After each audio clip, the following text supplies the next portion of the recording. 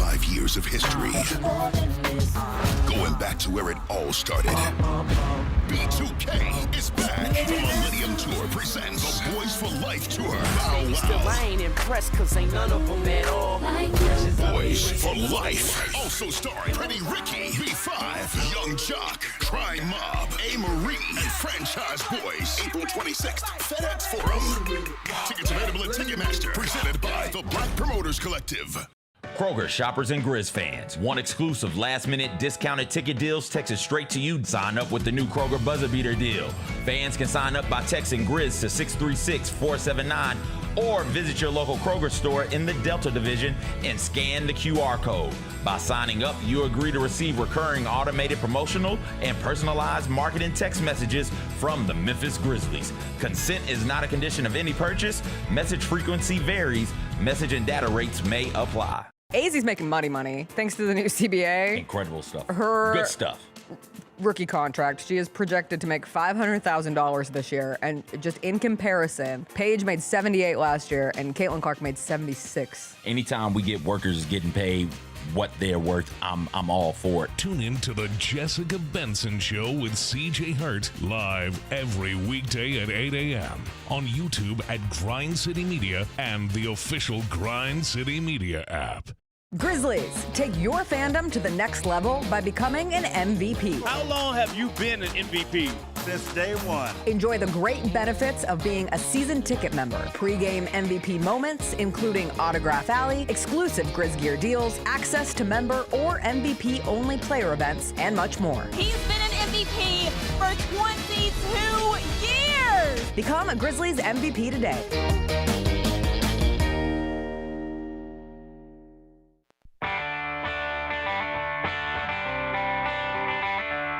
Live from the Built Ford Tough studio at FedEx Forum, it's the Gary Parrish Show, presented by Ortho South, on YouTube at Grind City Media and the official Grind City Media app. Now, here's your host, Gary Parrish.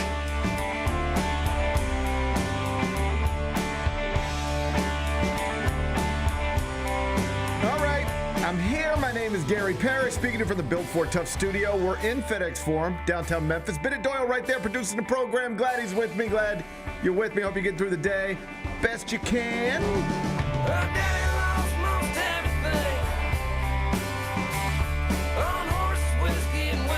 And man, I hope if we ever get back into playoffs down here in Memphis, CJ McCollum's retired. Like sitting in a studio talking on television. Yeah, no kidding. I don't need to see that guy in the playoffs.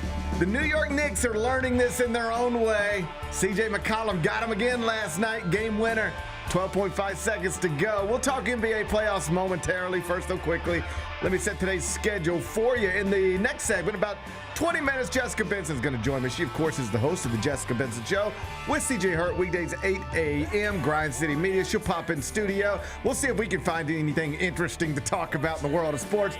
Jessica Benson will be here in the next segment. Finish talking to her, take a break, come back, do 5 more things you need to know, at which point we're going to discuss 5 previously undiscussed stories. Among them, day 1 of the 2026 NFL Draft is in the books. The Titans used the 4th pick on Carnell Tate. He's a receiver from Ohio State. I'm going to let Bennett cook on the draft in about 40 minutes. Congratulations to former Grizzlies coach Taylor Jenkins. He's the new head coach of the Milwaukee Bucks. We'll spend some time on that a little later on in the show. It's now official. OKC star Jalen Williams has been diagnosed grade 1 left hamstring strain after leaving game 2 against the Suns on Wednesday night. He's definitely missing game 3 and game 4. If game 5 is necessary, he's going to miss that too. We'll discuss the Thunder in just a bit. Tennessee standout Nate Ament has announced he will enter the 2026 NBA Draft. In other words, he's done in Knoxville. That's good news for the Grizzlies. I will explain why in the third segment. And an autographed Michael Jordan card has sold for a record $4.25 million. We'll be amazed by that during a segment we call 5 More Things You Need to Know. Then we'll eventually do GP's carryout and we'll call it a day. So that's the rundown. We got a lot to get to, but I did want to start in the NBA because day 6 of the 2026 NBA playoffs, it is now in the books after 3 games were played Thursday night in Atlanta, Toronto, and Minneapolis. The home teams won all 3 of those games, which means the only 2 franchises that are still in position to sweep their first-round series are the Oklahoma City Thunder and the Los Angeles Lakers. Also worth noting, the 54-win Nuggets are down 2-1 to the Timberwolves, and the 53-win Knicks are down 2-1 to the Hawks.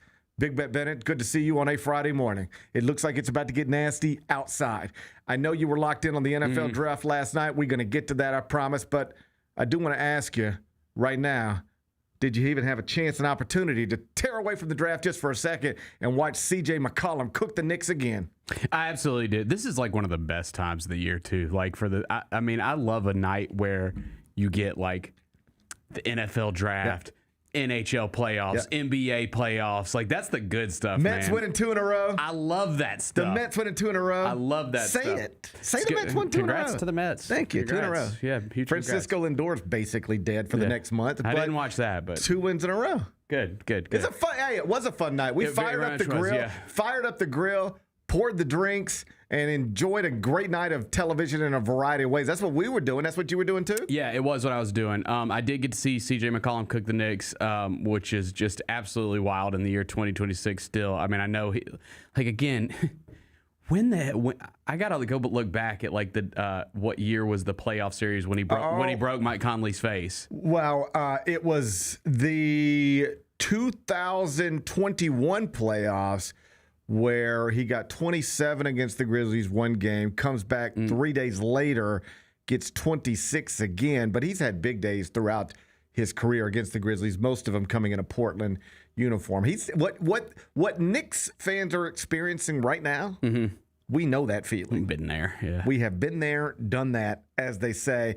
He cooked the Knicks again last night, and now unless, this is wild, unless Mike Brown's team, the Knicks, are able to win at State Farm Arena on Saturday, they're going to return to Madison Square Garden next Tuesday, down 3-1 in a best-of-7 series, and thus needing to win 3 straight against the Hawks to avoid a first-round exit. C.J. McCollum, longtime Memphis Grizzlies killer. Now he is also a New York Knicks killer. When you saw him get the ball with a little less than 20 seconds to go last night, did you know, oh boy, he about to do this? Yeah, I kind of did have a feeling. Just they had kind of seized a little bit of the momentum there. I mean, the Knicks came charging back, but it's pretty wild to see, man. I mean, this Atlanta team, like they've been good all season. They've been one of the more underrated teams all season, but then they make that move and bring him over. And that move, by the way, was moving out their franchise point guard that they had been trying to build around for a while. They said, we're done here. We're going to take you to Washington. We'll just take whatever they'll give us. They said, will you take a Corey Kispert and a C.J. McCollum? Whatever. Just take Trae Young off our hands. And now C.J. McCollum is the leading scorer for an Atlanta Hawks franchise that is up 2-1 on the New York Knicks. It is kind of wild, like the parallels between the Hawks season and the Grizzlies season, and theirs went one way and ours went the other way. Well, they made a move, and we didn't make the same move. Right, correct. Yeah. It's kind of wild. But they're a fun team, man, and I don't know like how long he's going to be a part of that, but he's doing it right now, damn it. He's building an Atlanta legacy right now. Yes, he is. And if you can lead them to a series victory over the Knicks, you have a legacy in Atlanta forever, even if you've only been there like less than a year at this point. He is 34 years old. He played parts of 9 seasons in Portland. That's where he did most of his Grizzlies killing. He didn't play parts of 4 seasons in New Orleans. First part of this season in Washington. And now he's in Atlanta as part of a return again in that Trae Young trade. He's averaging now 27 points in this series against the Knicks while shooting 50.8% from the field and 39.1% from 3. He had 26 points in Game 1, 32 points in Game 2, 23 points last night in a 109-108 victory in which he did, again, hit the game winner with 12.5 seconds remaining. Kyra, if you've got it, let's watch that game winner together. On the miss, if there is one, are you going to be able to rebound it? Get it in. McCollum fires. It's too easy. It was a tough shot, but he caught it and just got to a spot. But watch it. Hey. Lineup here. Boom. Gets right to a spot. Boom. He hits that shot all day. able to get up over the It's just too easy. I mean, Miles McBride did all he could do, but that's still too easy. For a world-class shot maker, he just got right where he's trying to get. Easy catch, easy get to your spot, and then he hits that shot blindfolded. Yeah, I'm probably putting Mikal Bridges or Anunoby there. Well, you might have noticed who wasn't on the court there. Jalen Brunson. Right. I mean, they subbed him out.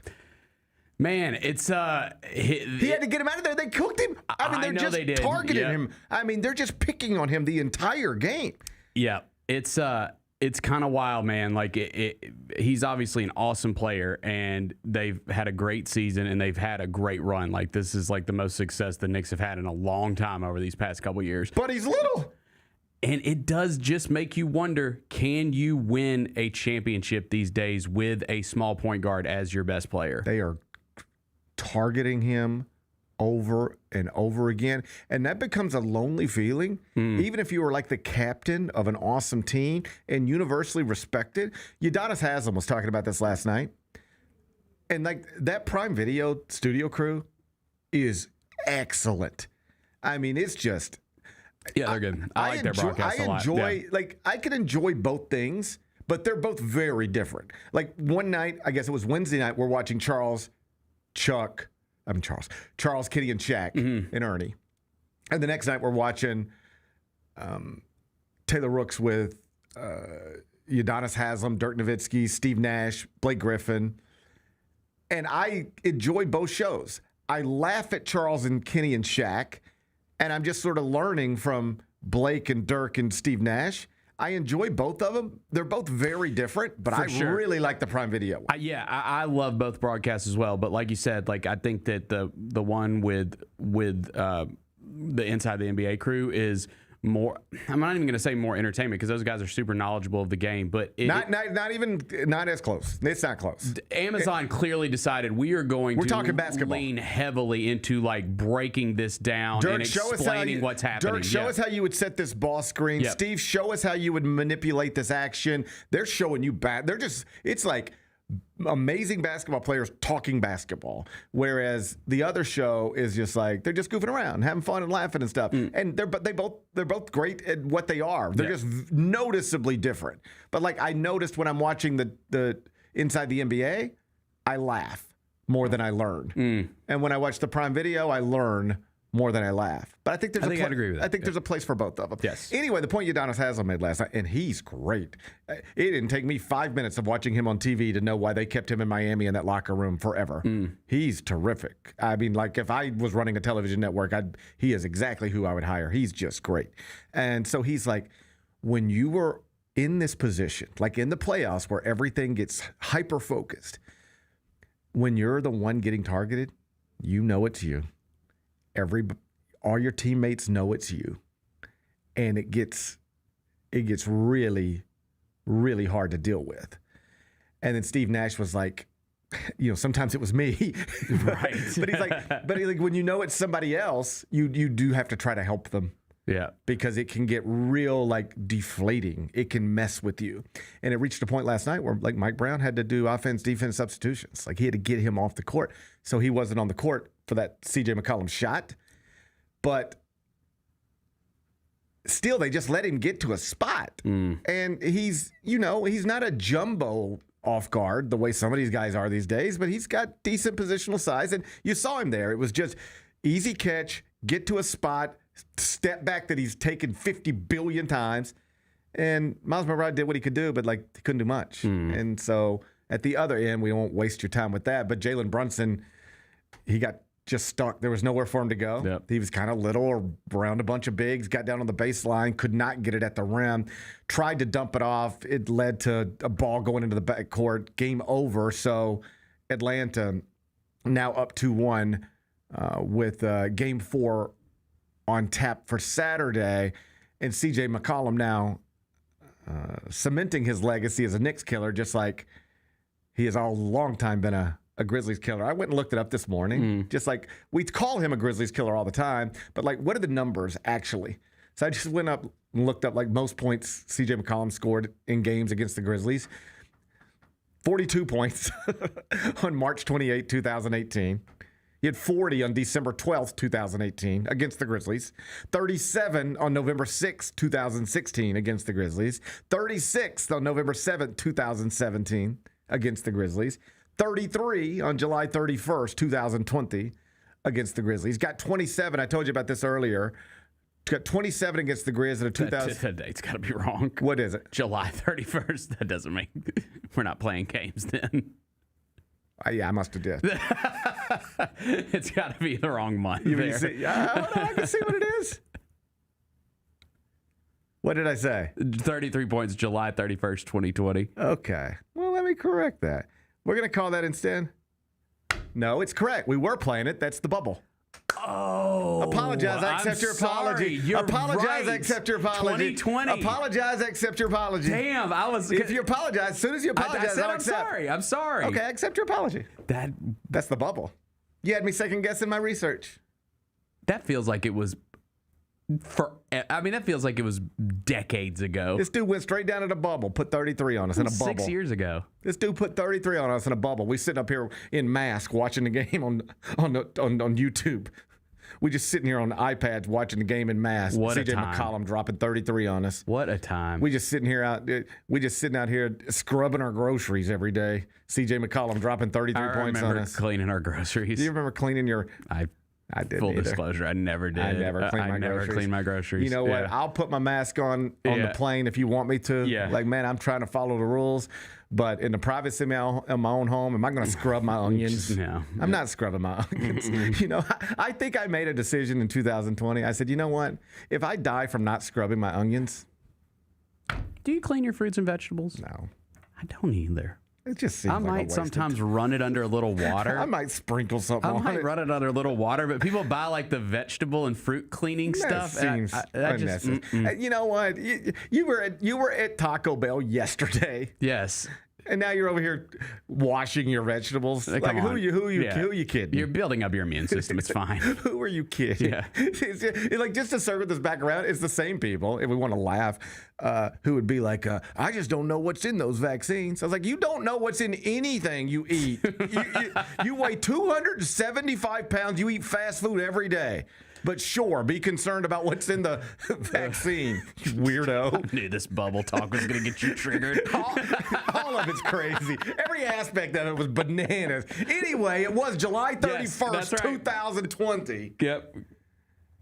CJ McCollum was cooked. We were up here in mask washing vegetables. Yep. CJ McCollum was just cooking the Grizzlies. Playoffs, 27 against the Grizzlies in that 2021 playoff game. 26 against the Grizzlies 3 days after that. This man has caused real trauma to the city of Memphis. Yes. And now he's doing it to New York City proper. Game 4 is set for Saturday night. The Knicks are listed as 1.5-point favorites. I think it's gonna be a good series. I do. I think it could go the distance easily.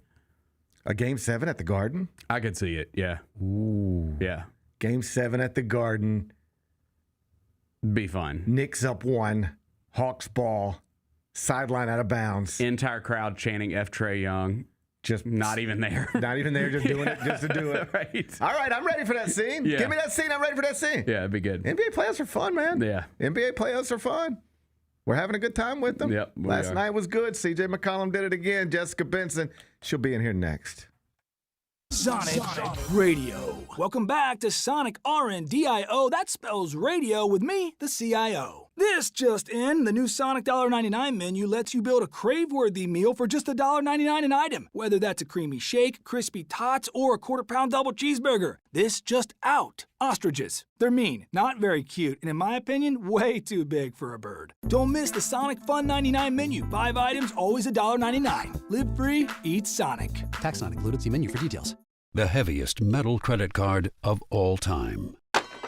Rumored to be one of only 18 in existence.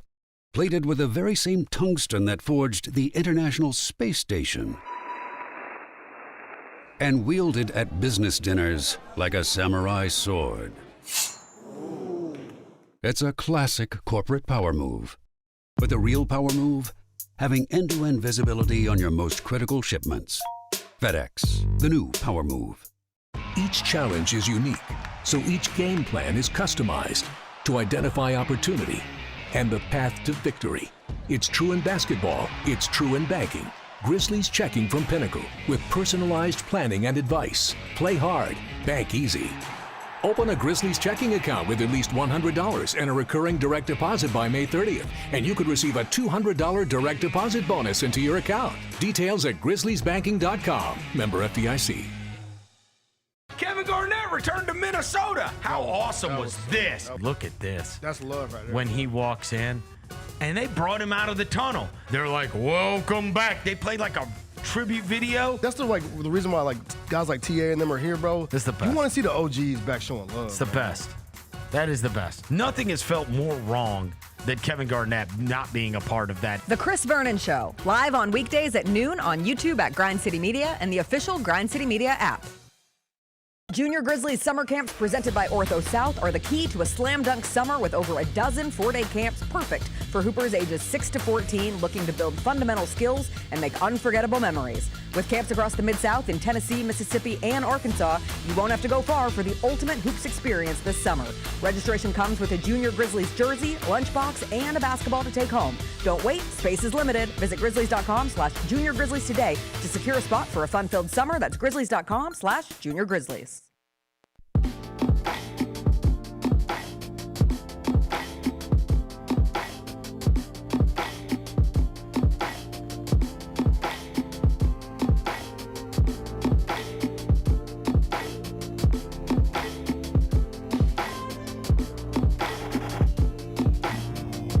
Welcome back. Gary Parrish Show, presented by Ortho South, inside the Built Ford Tough studio. Man, it's messy out there. It's looking yucky. Hope you don't have to be outside today. I'm not planning on being outside today. Jessica Benson's the host of the Jessica Benson Show with CJ Hurt. That's weekdays, 8 a.m., Grind City Media. She's here on Friday. She's here right now. Hey, how are you doing? I gotta go walk some dogs. Not in this mess. Rain. Can you lie and not? What's the way? Tell me this. Tell me a dog walking secret. You get paid to walk dogs, but it's really messy outside. You still want to get paid to walk dogs, but you ain't trying to walk around in this. Well, I'm fortunate Is there a workaround? No, if they don't have a yard, there's not a workaround. But this family is kind enough to have a yard. So I will just take the dogs in the backyard and make sure that they go to the bathroom. I'll bring an umbrella out and we'll just all hang out there for like 3 minutes. And then I will go out of my way to spend more time with them inside though. I won't just leave them. I feel like I don't even know what it's like to be a real dog owner. Because we have dogs. I've had dogs for years. Yeah. Right now we got little Luca. He's the best. Yes. But we have doggy doors, and we do not go on dog walks. Oh, amazing. He goes outside and uses the bathroom, and then he comes back inside when he's done. What a life. Like it's on his own. We could leave him there for a week, and as long as he had food, he'd be fine. He'd just go inside. He'd go outside, use the bathroom, come inside, sit on the couch. Go outside, use the bathroom, come inside, leave the sky. I've often said I don't want a dog of our own until we can have a doggy door. Yeah. And a yard. It's a game changer. We used to have to close our doggy door. Like, we wouldn't have our doggy door open if we weren't home because we had coyotes in Colorado. And, like, every once in a while, a dog would die via coyote. It was always quite sad. Yeah. But that doggy door is a life. I wouldn't Vernon's always talking about I had to get up and go walk the dog this morning. And we don't do that. Lucas sleeps in the bed with us. We get up. And goes out the doggy door. I go use the bathroom. Everybody else uses the bathroom. Yeah. Luca goes outside, uses the bathroom. It's all good. See, that's the dream. It's a nice way to start the morning. When we watch dogs that require morning walks. Yeah. Yeah. I mean, I will say it puts us in a really good routine because your life is just dictated by walk in the morning, walk in the afternoon, walk before dinner, and walk after dinner. So it's like we have some 4-walk dog families here, and you can't do anything else. Like, I'm at my healthiest when we're watching that house because all you're doing is just walking around all the time, eating dinner, working out, and just walking these dogs. Well, I wish you luck today. I don't want to do it today. I hope you get you a little raincoat or an umbrella or something. It looks rough. It's gross out. If it could clear up by River Beat next week, that'd be super duper. That would be super duper. Let me ask you. Can I ask you a question? I mean, yeah. On a scale of Thanks 1. for asking. Yeah, I wanted to ask before I ask. Can I ask you a question? Yeah. On a scale of 1 to 7. Okay. My favorite scale. Just a different scale. I just like to mix it up. Yeah, mix it up. Just mix it up. Well, I just tend to get all the credit. I've wondered it myself. Yeah. On a scale of 1 to 7, how crazy is it to name the baby Michael? Oh my God. 7. I mean, it's a 7. It's a 7. It's a 7. I felt really, I don't know why. And maybe it's just because we're all in this industry. I do think there was a general sense of people in this industry not jumping to conclusions and not talking about this as egregiously as if, like the Summer House drama. I don't watch Summer House, but the West Amanda Sierra thing, like I can get excited about that even without knowing those characters. And I'm like, ooh, tell me everything and we'll talk about this. When this popped off originally, when those first photos come out, there was a tendency within sports media to be like, well, let's wait and hear. I didn't think that at all. The whole story. Let's wait a That's second. interesting that you think that, because here's what I thought. I thought what was really happening in sports media is we were all going, we know what that is, but we didn't want to say it. So maybe there is an element so of that. It was quiet. It was a lot of quiet. Here's what I noticed. This woman has been working at major networks for a long time. She has a lot of colleagues and a lot of friends, and I don't hear anybody jumping to her defense. I did think that as well. That was my first noticeable thing. There aren't really too many people out there saying, I know Diana Russini, and this is crazy that her name's getting dragged like this. Well, it's kind of odd because, and again, this is like sheer speculation as someone who has watched the industry. I always thought she was just really well liked. Like she seemed to have a lot of friends in the industry. And then it struck me too. There was nobody coming out to bat. And maybe even if you are a friend, you don't want to put yourself on a ledge that you can't walk back on. That's right. And then you also come out looking like liar, liar, pants on fire. Because eventually we get to this point. Well, The Athletic tried to stand by her very quickly and very staunchly. And it backfired. Yes. Yeah. And people forget, I mean, The Athletic is owned by the New York Times. Right. So not that The Athletic by itself isn't, full of journalistic credit. But when you work for the New York Times, there's an ethics code for this whole thing. So like it makes total sense. But anyway, everything that comes out in the last week from her resignation into his first press conference that makes her words in her resignation look stupid. Yeah. And so he makes her look stupid. And then the additional photos that come out, I'm going to counseling on Sunday, that makes it a football story. So then suddenly, and I found it very interesting, and I wouldn't expect it to be any different. Like ESPN's not covering this story. ESPN has a very tight connection now, more than ever, with the NFL. The NFL Network's not going to cover the story. Hard Knocks is doing the Patriots this season. It won't touch the story. And it's going to be weird. It's going to be one of those things where everyone's talking about it, except for the major networks. To give credit, though, I think, correct me if I'm wrong, Ben Strauss from ESPN did do the story last week on it. Yes. That sort of advanced it and made it pretty clear. The Athletic said, Diana Russini, we will stand by you, but you need to prove to us this was really a girls' trip and there were other people with you. And the proof did not. She couldn't do it. She couldn't do it and didn't either couldn't or like she couldn't. We don't have to lie for her. She couldn't. She couldn't do it because there was proof. There would have been proof. That's right. It wasn't a girls' trip. You're a girl. We're girls. I went out to dinner with 6 girls last night, and we have like 8 pictures from the night. Right, like of course. you just even if it's a table, I have a table with 8 plates. Right. Like, you also have, I'm sure, text messages from the weeks leading up to it, planning it. Hey, let's go. We're already early. Let's go get happy hour drinks. I mean, there's just processes to this, and so it just turns into this thing where I agree from the written side, but we also know the way things get talked about in the grandest of terms is on either television or, more appropriately, television to be clipped for the internet. And if there aren't bigger voices outside of just, and the article was great and it provided important insight that advanced the story. And then even, I think it was ESPN again who had the counseling lead, and everyone was like, oh, what's coming? And then the New York Post pictures drop, and then the TMZ pictures drop, and now it was just. And you can start to piece it together. Vrabel knew when he held that second press conference to acknowledge he was going to counseling, he knew these next pictures were coming. Yes. Yeah. Well, the second press conference is in the one before the draft last night? The one where he said, I'm not going to be at day 3 of the draft. The one where he acknowledged. Right. The one where it became a news story that the head coach of the Patriots is not going to be at day 3 of the draft because he's seeking counseling on a Sunday. What I read was people say, that looks like you're trying to get out in front of something now. Yeah. And then the something dropped an hour later, 2 hours later, whatever. Yes. I mean, and now I might be away from the team for a bit. And I certainly understand the notion of I'm trying to protect my family. I'm trying to protect myself. I'm trying to protect this organization. But I do think if he had just come out in the first press conference, if it was all leading to this, and maybe they had no idea that these photos existed that were going to get sent, the additional photos from the bar, from 2020, from 2024, now you have the ones from 2026. I bet they didn't. I bet sometimes you react to the information you have, and then it's like, here come. Because if he had it, if you just step up to that podium, both of them, I mean, one, they're on opposite pages, but you say you're sorry. Say you're sorry. Some. I have failed my family. I have failed this organization. I promise you, both of them wish that their initial reaction now would have been, let's fall on this, as opposed to set yourself up for what's coming, because I just can't imagine getting caught in a lie that bad. There's no way they knew the kissing pictures were out there. No. So there's two ways that played out, and I'm not sure which one. You tell me which one you think it is, because it's got to be one of these two.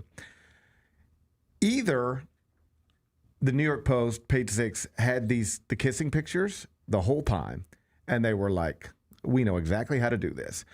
You put enough out there to create the story, let them speak on it how they want to, and when they try to deny it, boom, we can play the draw 4 card on them or whatever it is, and boom, we can end it. Yeah.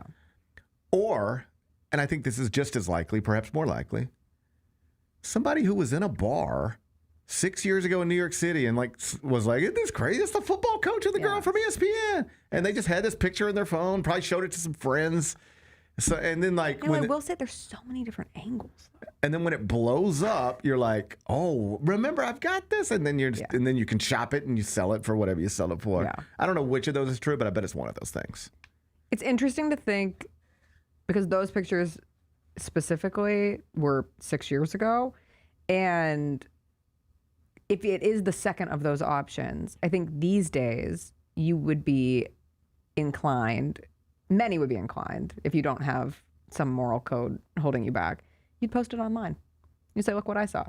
Like these days, there's such a gotcha culture. Yeah. You know, like I don't think it would have lasted this long. I think if somebody saw them in a bar in that setting and took those photos, thereuld be a TikTok about it. Like if someone would have tried to take video and thrown it up on TikTok. If LeBron James were in a bar tonight making out with some woman, we would know by tomorrow. Yeah. We know by the 30 minutes after it happened. Yeah. Like it's just really hard to hide things these days. Like in all seriousness, like this story went from interesting to like tragic in my head. Like this is way messy.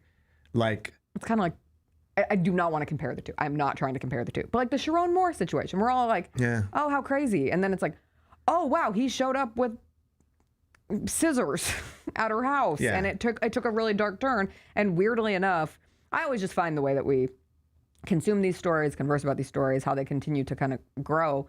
Like that young woman was on ABC News, I believe, Good Morning America, Good Morning America yesterday. And now I've seen clips of that coming through. And it's barely a story because this news story within the sports space has elevated as the hot one of the moment. Well, how about this? I had a producer, one of my producers, we were texting about this yesterday. And then this morning I saw a funny tweet, just to acknowledge I can laugh at funny tweets. Even if I do think this is a sad and tragic story, I still can laugh at funny tweets. Like I saw a tweet that just said, breaking news, Mike Vrabel is stepping away from the Patriots to focus on effing. You know, just, I won't lie either. I was trying to take a nap yesterday afternoon, and I got on Twitter, which is a horrible way to start a nap, and it was right when, it was like reaching its crescendo, and I was just giggling at tweets for like 30 minutes because I couldn't tear myself away. So I can hold both of these things at the same time, I think. Like I can laugh at funny things, but then also take a step back and go, this is an awful situation for everybody involved. Yes. But to your point, so my producer and I were texting about this last night, and then this morning I saw something, I sent it to her, and then she did LOL, and then she said, did you see the Sharon Moore woman interview? And I was like, I didn't even know that happened. I know. I did not even know it happened. It had been so overwhelmed by this story. But now this story has turned into like, it's not just a football coach and a football reporter were hooking up outside of their marriage. It's like, she really had a son and named the kid Michael. That one was absolutely nutso. And she really tweeted, I'm staring at my 4-day-old son Michael and wondering right now, who are the great Michaels who have ever played or coached in the NFL? And like the third response is a picture of Mike Vrabel from 2021. This is crazy. Because it's not I'm not interested in cheating stories. Really. I they're like a blip. Like even the Coldplay thing, it's not the concert where those coworkers get caught. It's not the cheating, it's just the absurdity of the situation that they found themselves in and the randomness of being put up on a Jumbotron and getting caught. This is not just a blip of, football coach had an affair with reporter. It's all of these layers, and now it's the time, and now it's the tweets, and like hindsight's 2020. But I don't know why someone didn't tell Diana Russini to delete her Twitter account last week. Oh, because even if you're not going to escape the various clips that you have of you doing shows XYZ that people have put together, and those are wild in themselves. But for people to have the opportunity to go back and comb through, I mean, any high-level PR person would say, delete your social media immediately. And she has done it now, but it's too late now. I think there's a level, and I don't want to speak, this is sheer speculation, so I'm not speaking for her, but perhaps a level of vanity, like that's an audience that you have grown on social, and that's your brand. So if she wants to come back, like when she wants to come back, I assume that at some point, Diana Russini will try to make a comeback into the sports media space. I don't think you can come back as an NFL insider. I don't either. So whatever that is, you still want your audience, and to have to delete I don't know if you can get it back, right? Like if you delete your Twitter account, you're not just locking it, because if you lock it, all the people who follow you can still go search your tweets, and that's, I don't know how many she has, but I assume very many. And so you lose that. So she probably was trying to hang on to it, but then that tweet goes, but now it's too late. But there's now you might as well have kept it up. Like sociopathic stuff in there. Like there's an interview, I want to say it's from this preseason, and it's like a one-on-one, Diana Russini and Mike Vrabel, totally normal, whatever. But one of her questions is like, so your wife Jen, is there any sport Jen can? Wild. I know. Jen can beat you at? Like, and he's like, ping not pong? anymore. And she's like, oh, he could beat you. She could beat you ping pong now. And he's like, well, And it's like, what are you doing? I know. Like, why are you talking about his wife? And that's like, I'm not a therapist, but I promise you, if you asked somebody professionally, what would make a person in this situation who has been in these situations with this other person, bring up this other person in this way? That is not normal. But there are some people out there. Like I have heard stories of people who are, cheating on their spouse, and they get kind of bored. And so then they like start doing weird things to maybe get caught, but then you keep getting away with it. It's like it becomes a game. And I feel that seemed weird. That's crazy. It's insane. Like that's behavior that's just odd behavior. Odd behavior. If you are Diana Russini, you should never mention his wife's name in an interview ever. Like that's a common courtesy. Like do we have no common courtesy in these affairs anymore? I just think that's like a real you're not wired the right way type of thing. Yeah. Like you should be running from that specific moment. It's like Justin Timberlake using the Britney Spears body double in Cry Me a River. That was crazy back in the day. Well, I think that's you're trying to make art, right? Isn't that trying to make art? Of course. Yeah. And it was about somebody. Yeah. Yeah. But this is different. She's trying to make art. This is crazy. To sit down in front of a man we now all reasonably assume you've been having that relationship with, and talk to him on camera about his wife is crazy. Yeah. And the son thing, naming your son Michael. If you keep in mind, we call this dude Mike Vrabel.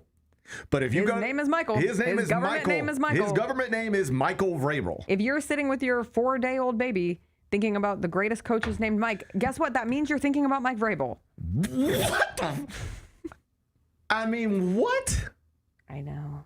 Nobody's perfect, right? And I'm with you. I don't have much interest in just I just really try not to police people's personal marriages lives. are hard. Easier said than done, and sometimes things get marriages are hard. Personal lives are difficult.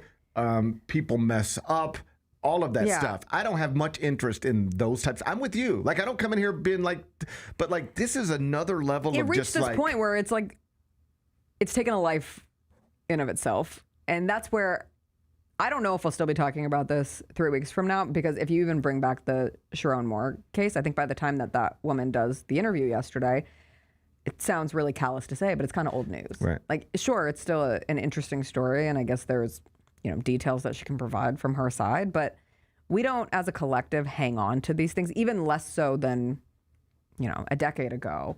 We move fast. Right. And right now, this is the thing of the moment. Now, the difference with this is that he is still the head coach of the New England Patriots. And so every time he gets in front of a microphone, every time the Patriots post something for however long, there will be comments about Diana Russini. Yeah. I mean, yeah. But I was going to make a comparison. It's not a good comparison, but. Yeah, it's just, it has gone from it's a totally different story when you go, yeah, they're two like successful adults who found themselves in the same space and whatever happened. That's a story as old as time. Like there's nothing unique about that. No. That is the most normal adult story that exists among that's just very normal. Yeah. But like naming your son Michael is not normal. Takes it another level. Tweeting, I'm looking at my 4-day-old son Michael and wondering who's the greatest Michael who's ever coached football. Like that is not normal. Sitting across from Michael, the coach, with all of this history between you guys and talking about his wife. Bringing up his wife is not normal. That is like, what is going on with you right here? That's not normal. It is normal.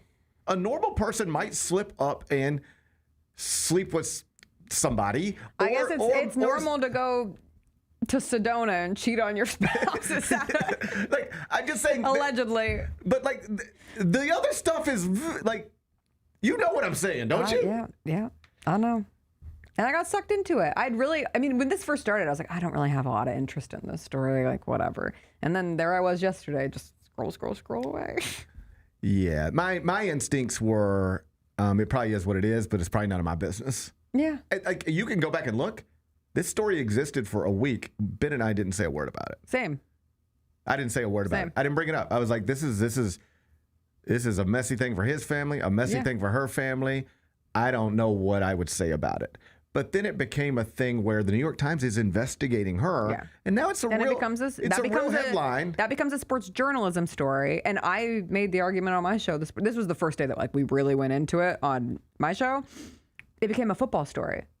It's the NFL draft. That's right. And this man has to do an emergency second press conference before the draft because now you have these photos and you're going into counseling during the draft and you're saying you're stepping away from the team. That's right. Sport. I mean, I'm sorry, so but when that becomes a story. When it was just like salacious little two adults might have been banging each other in Arizona, I was like, I don't know I've been there. I don't know what I have to say about that. That's new, and I don't even know that it's an appropriate thing to talk about. Yeah. But when the New York Times started investigating her, that's when I felt, not to overstate it, but like maybe I do have something to add here because I see people saying, why is she facing this and he's not? Yeah. And it's because the stakes. I think you made a good point off the air. If you want to share it, I accept that. But for her, she has a journalistic responsibility to not cross certain lines as an insider in a sport. And even beyond that, once your employer comes to you and says, hey, what's the story? Whatever story you gave them initially is the story that they're operating with. And once that is pretty obviously a lie, you've got real problems. And I thought that maybe I could explain that for the people who didn't understand it, but you have made what I think is a totally reasonable counterpoint about, hey, everybody agrees Diana had lines that she crossed, but like it's not entirely clear that Mike Vrabel didn't cross lines as well that he should not have crossed professionally. They both theoretically crossed personal lines. Yes. But it is possible they also both crossed professional lines. I'll let you explain. I think they both crossed professional lines, and I think it's also completely understandable why she will be the one who loses her job, and he will probably keep his job. Right. Like I keep asking people, do you think there's really a world where Mike Vrabel is let go? No, he just led a team to the Super Bowl. Like we allow headaches. Why would Bob Kraft let Mike Vrabel go? We allow headaches to exist if they are good enough to win you games. Right. And we do this across all sports.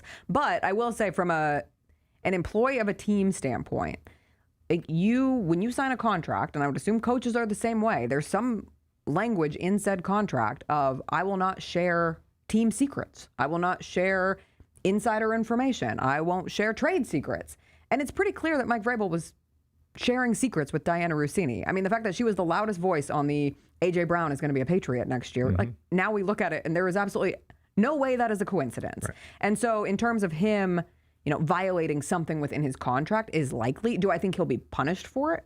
No. His punishment is going to be the humiliation ritual that comes with all of this and everything that he has to do with his family. And she has to face that too. Like I would assume the conversations in both of those households have been anything but pleasant the last few weeks at this point. However, he did do, it's not like he gets the pass to just go have the affair and didn't do anything that potentially jeopardizes his job. It sounds like at the very I just think the power least, dynamics usually would mean that the coach is not going to get fired. How about this? If he was a bad coach and they were trying to get out of this contract, they'd have something. They would say something. They could try to go down the path of, we now believe that you were giving front office information to an NFL insider working at The Athletic. Yes. We've read all these reports. She's getting her ass whipped by Ian Rappaport and Adam Schefter every day, except for when it comes to Patriot stories. And used to be Titan stories. So now we think you violated your role as the head coach of this football program franchise. Now, they could take it there, but like you said, they're not going to. He was in the Super Bowl less than a year ago. He's considered a good coach. And so he'll probably be able to continue. It's going to be wild like 15 years from now when we're looking back on this and we'll be able to evaluate. Little Michael's graduating high school. Do we ever find out more on that? I mean, I'm not. No, you know that's where I'm this being is where nosy. It gets but like this is where, because I just laughed again. I'm sorry. Yeah. That this is actually like this poor kid. Yes, this affects his life forever. Yes. Do you realize he will go to school, and his dad will show up at his little baseball game or whatever.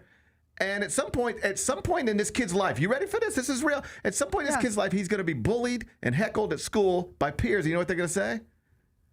Your dad ain't your dad. Your dad coaches the Patriots. You want to know the one that immediately comes to my mind? Khloe Kardashian and O.J. Simpson. Yes. Like, she never outran it. But she got to a point. Do you know what she said? I don't even want to know. Yeah. She said, I don't even want to know. I do not want to take the test. Yep. But like this little kid who doesn't know shit about nothing right now, this is a part of his life forever. That's the part that sucks, man. Mm-hmm. Like that's the part where it makes this not fun. I'll be honest. The part that, even seeing the picture of Vrabel's wife, who he's been with for a long time, and their children, and the internet is a cruel place. So not only do you have to find out that your husband's cheating on you, you have to get dragged through the mud of people making opinions about you. Well, why is he cheating on? Like, not the point. It's all not the point. It's all like and his kids are a little older. Yeah. So not old enough to be like, I think they're elementary school age, but like conscious. This will be a part of their life forever. I can't imagine. It's the end of the school year. Yeah. And these kids have to go to school. That's where it's not funny. Pack their backpacks up, go in there, and now they are forced. That's where the selfishness, like we can joke about it, and I've laughed many a time. Sure. But the selfishness of doing something like this for both of those families is where it gets really gross. So. It's where, yeah. I don't have anything other than it is. The whole world's making jokes right now, and that's the other thing. Most families who go through this kind of friction do it very privately. Yes. Like their friends know, maybe the kids are involved, but like, and even that can be uncomfortable. Of course, but then magnify it to the world. So like, I mean, like the front page of this isn't lost on me right now. The whole world's laughing at these people, and these families are wrecked. Yeah, and that is not fun. Like, and you know what? This is where the whole money thing. I bet everybody's got nice houses, and everybody's got nice cars, and everybody's got nice 401ks, and these people's lives are wrecked because of poor decisions and. Yeah, it sucks. I caught myself yesterday being like, who's having a worse day, Mike Vrabel or Diana Russini? And I decided Mike Vrabel because he still had to go to work and get in front of a microphone. And I was like, Diana Russini can just, use her money, go disappear. I think it's totally opposite. And then I thought, with who? I think he has a distraction. And so I changed it. I was like, at least he had a distraction yesterday. You know what? I think Mike Vrabel, not to speak for Mike Vrabel, but I think Mike Vrabel woke up today going, I'm embarrassed and I'm ashamed and all that stuff. But I got a chance. I see a path through. I see a path through. Yeah. When you know he's going to counseling, do you know what that shows? His family is open to him going to counseling. Mm-hmm. They're trying. Mm-hmm. It's going to be hard, but they're trying. And he sounds like he's going to keep his job. So if I'm Mike Vrabel, I wake up today and I go, I'm embarrassed, I'm ashamed, I feel stupid, but I see a path forward if I can make this work. Yeah.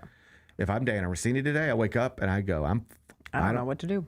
I don't know what to do. I don't know what to do. She cannot. She already lost her job. She can't get another one like it. Like really, she is attractive, and she was a good report. I mean, she was a good insider. I was talking to somebody else about this yesterday, because now it's going to get twisted up into. Well, she was only good because she. No, I don't believe that. I don't either. I think she was genuinely a good reporter. I'm going to say two sentences. I think both of these sentences are true. Diana Russini, is a good reporter. Diana Russini crossed a line with a head football coach. I think both of those things are true. I don't think she got every story she ever got because she was doing something. I think that just these two things can exist, but now she can never, ever get a scoop again without people just piling on her. So I don't know that she can ever have that job again. Yeah. People will always assume she could tweet anything. The Tennessee Titans are the Los Angeles Chargers are signing, and the first response is going to be about it. Now, who are you in a hot tub with this time? So that might be done. She is attractive and she is good on TV. Could she pivot to something? You want to know whose podcast I've really enjoyed recently? Monica Lewinsky's. I'm not not joking. I listened to Lena Dunham on her podcast the other day, and I was like, this is a really enjoyable conversation. I don't listen to the Monica Lewinsky podcast, but I will say every time I hear Monica Lewinsky talk, I'm like, you're awesome. She seems awesome. I'm like, wait. She was a punchline. Yes. The punchline. Yes. And she seems awesome. I think she's a really great, especially for, I'm not trying to turn this into a gender thing because that's already been done enough throughout this story. But there is this idea that a man can bounce back. And like we've said, like Mike Vrabel has a path through, and right now Diana Russini doesn't have a job. We've laid out why that is from a job standpoint and the differences between those jobs, not based on their gender.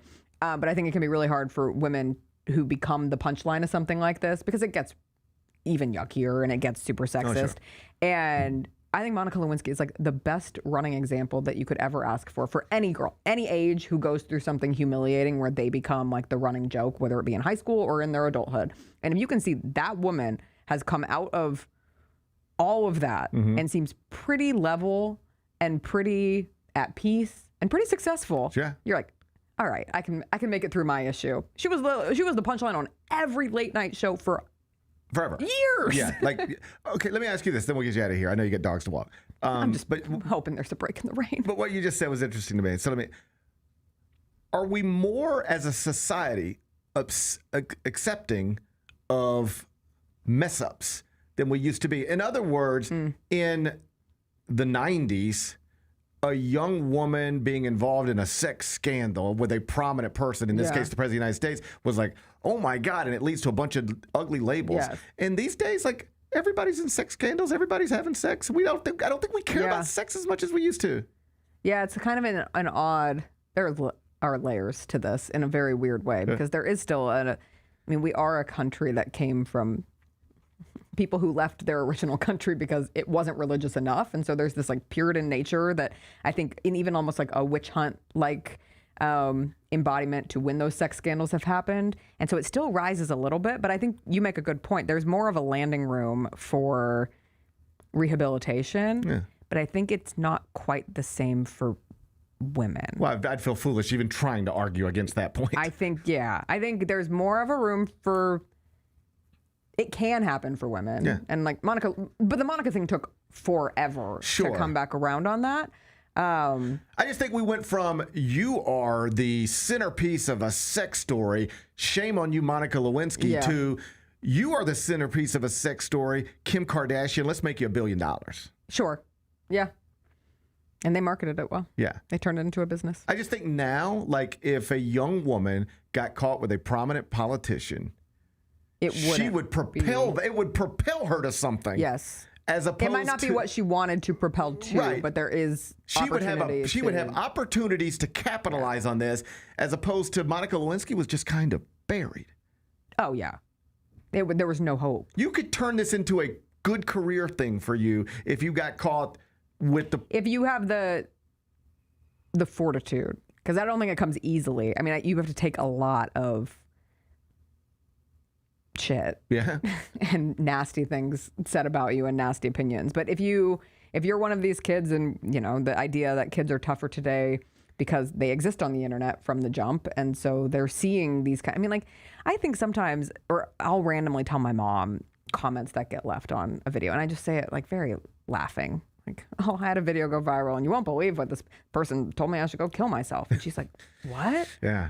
I'm like, oh yeah, I read this every day. I read it every day. And it's gotten to the point where I really don't even blink. No, me neither. It takes something really personal to even get me to the one thing that'll still drive me a little crazy is when someone's like, this woman she probably didn't even watch the game. So low level. I get called the C word, I get called the B word, I get told to go make sandwiches. But if someone says like, she didn't even watch the game, I'm like, I watch every game. Give me a break. But it's funny, the things that like hurt you.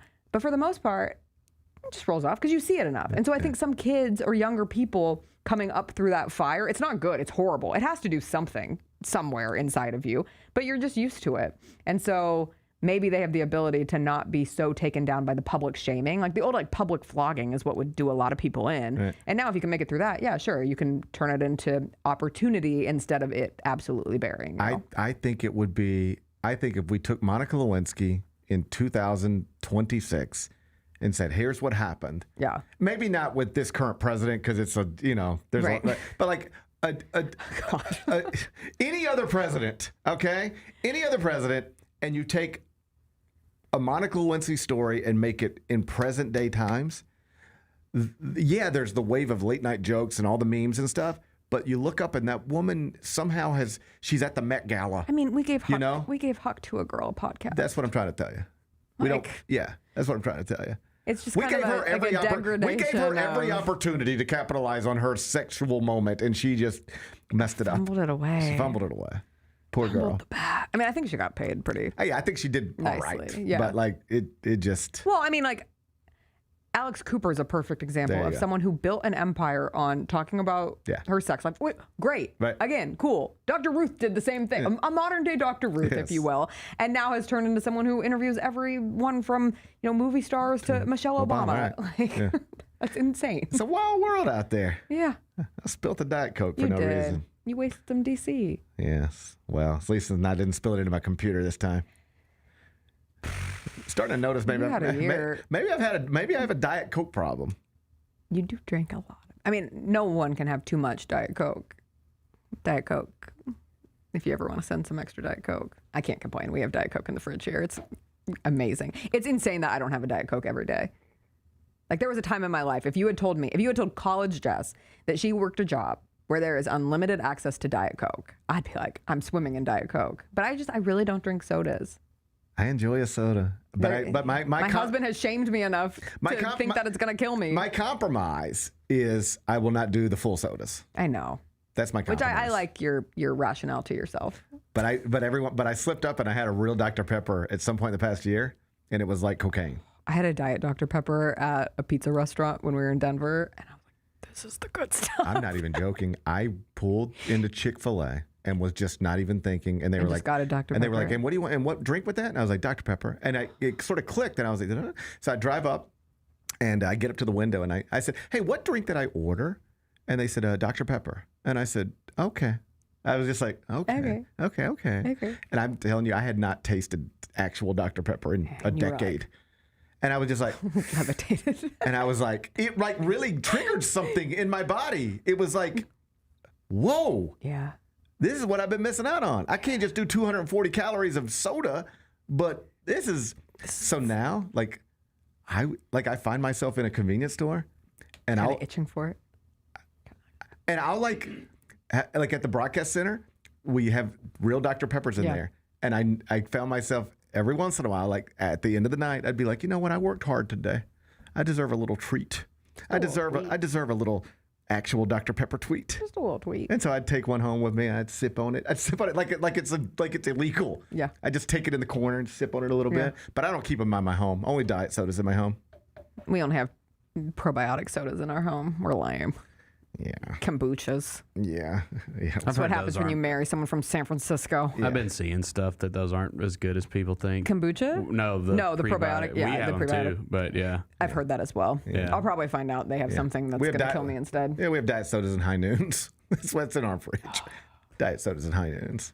I think I'm going to get a real soda today. Just as a treat. Just get a little bitty. I like the little 8 ounce, like the little bitty beer. Why don't you go to one of the soup? They have the what's it called? The souped up soda place. We got one of those in East Memphis. I heard that opened. Yeah, where it's like elevated soda. Well, why do I need cream in your soda? Because the Secret Lives of Mormon Wives made it a thing. All right, but tell me. Because they can't drink alcohol, so they make special sodas. That's crazy. Just do They're pretty it. good, though, aren't they? Just do it. Oh, you didn't like it? It was too, like, Well, let's not badmouth small businesses, it was please. too desserty for me. I don't want to badmouth small Yeah, I businesses. save small businesses. I like to save small businesses. I think it's a chain. It's okay. Okay. All right. Well, still, Bennett. Jesus. a small chain. Somebody invested in it. Somebody invested in our community, and you're just randomly local. saying it's not worth it. Shop local. I think it's worth it. Go get your sodas wherever you get Yeah. them. But now the problem is I've got Diet Coke on my finger, so I got to go wash my hands. Yeah, so I'm going to get you out of here so I can go wash my hands because I'm I'm gonna getting go walk some aggravated. dogs in the rain. All right, have some fun out in the rain, and I'm going to see you on Monday morning. I'll see you then. All right, can't wait. Who knows what'll happen? Man, you think that straight will be opened? No. Ain't nothing fun. The Mets are 2-0 since the last time the president lied and said the straight is open. Oh, so you think they're connected? I mean, that people were telling me the Mets had lost 12 straight since the mayor of New York City hugged Mr. Met. Interesting. So I don't. If we just can frame things, I don't know why we can't say the Mets are now 2-0 since the last time the president lied and said the straight is open. Okay. LGM. LGM. All right, I'll see you on Monday. LGM. I'll see you on Monday. Bye-bye. Bye. We come back, turn our attention to the 2026 NFL Draft, where Bennett's Tennessee Titans took a wide receiver with the 4th pick. A running back went in the top 3. Big debate on ESPN about that this morning. We will dive into the draft next. Gary Parrish Show presented by Ortho South. When the arena lights dim for a concert or when the crowd becomes one at a big game, you can almost feel like you're the biggest fan. But who's your biggest fan? It's the person who will get you home safely after a night of drinking. It's a person who looks out for your life to make sure you leave the stadium with someone sober. This could be a designated driver or someone who offers to give you a ride share. Because in Tennessee, fans don't let other fans drive drunk. Brought to you by the Tennessee Highway Safety Office, a division of the Tennessee Department of Safety and Homeland Security. 25 years of history. Going back to where it all started. B2K is back. The Millennium Tour presents the Boys for Life Tour. Bow Still, I Wow. ain't impressed cause ain't none of them at all. Boys for Life. Also starring Pretty Ricky, B5, Young Jock, Crime Mob, A. Marie, and Franchise Boys. April 26th, FedEx Forum. Tickets available at Ticketmaster. Presented by the Black Promoters Collective.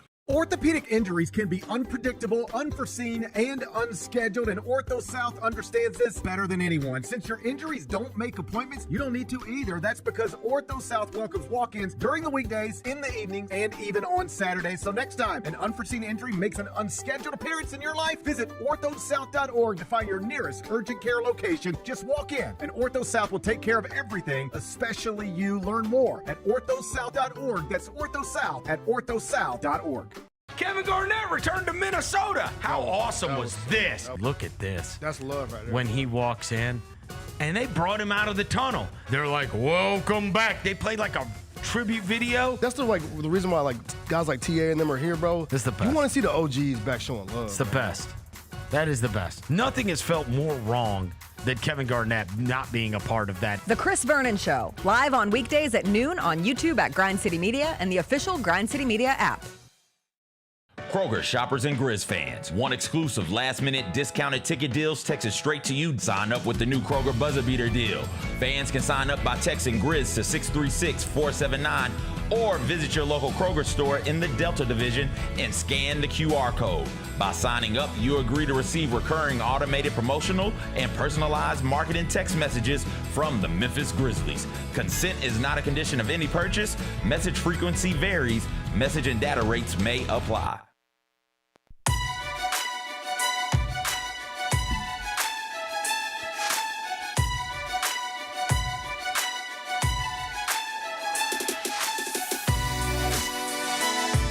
Orthopedic injuries can be unpredictable, unforeseen, and unscheduled, and Ortho South understands this better than anyone. Since your injuries don't make appointments, you don't need to either, and that's because Ortho South welcomes walk-ins during the weekdays and the evenings, and even on Saturdays. So next time an unforeseen injury makes an unscheduled appearance in your life, visit orthosouth.org to find your nearest urgent care location. Just walk in, and Ortho South will take care of everything, especially you. Learn more at orthosouth.org. That's orthosouth at orthosouth.org. Now, I got 5 more things you need to know. Number 1. Day 1, 2026 NFL Draft. It is in the books. Bennett, this is your time to shine. Fernando Mendoza went number 1 to the Raiders.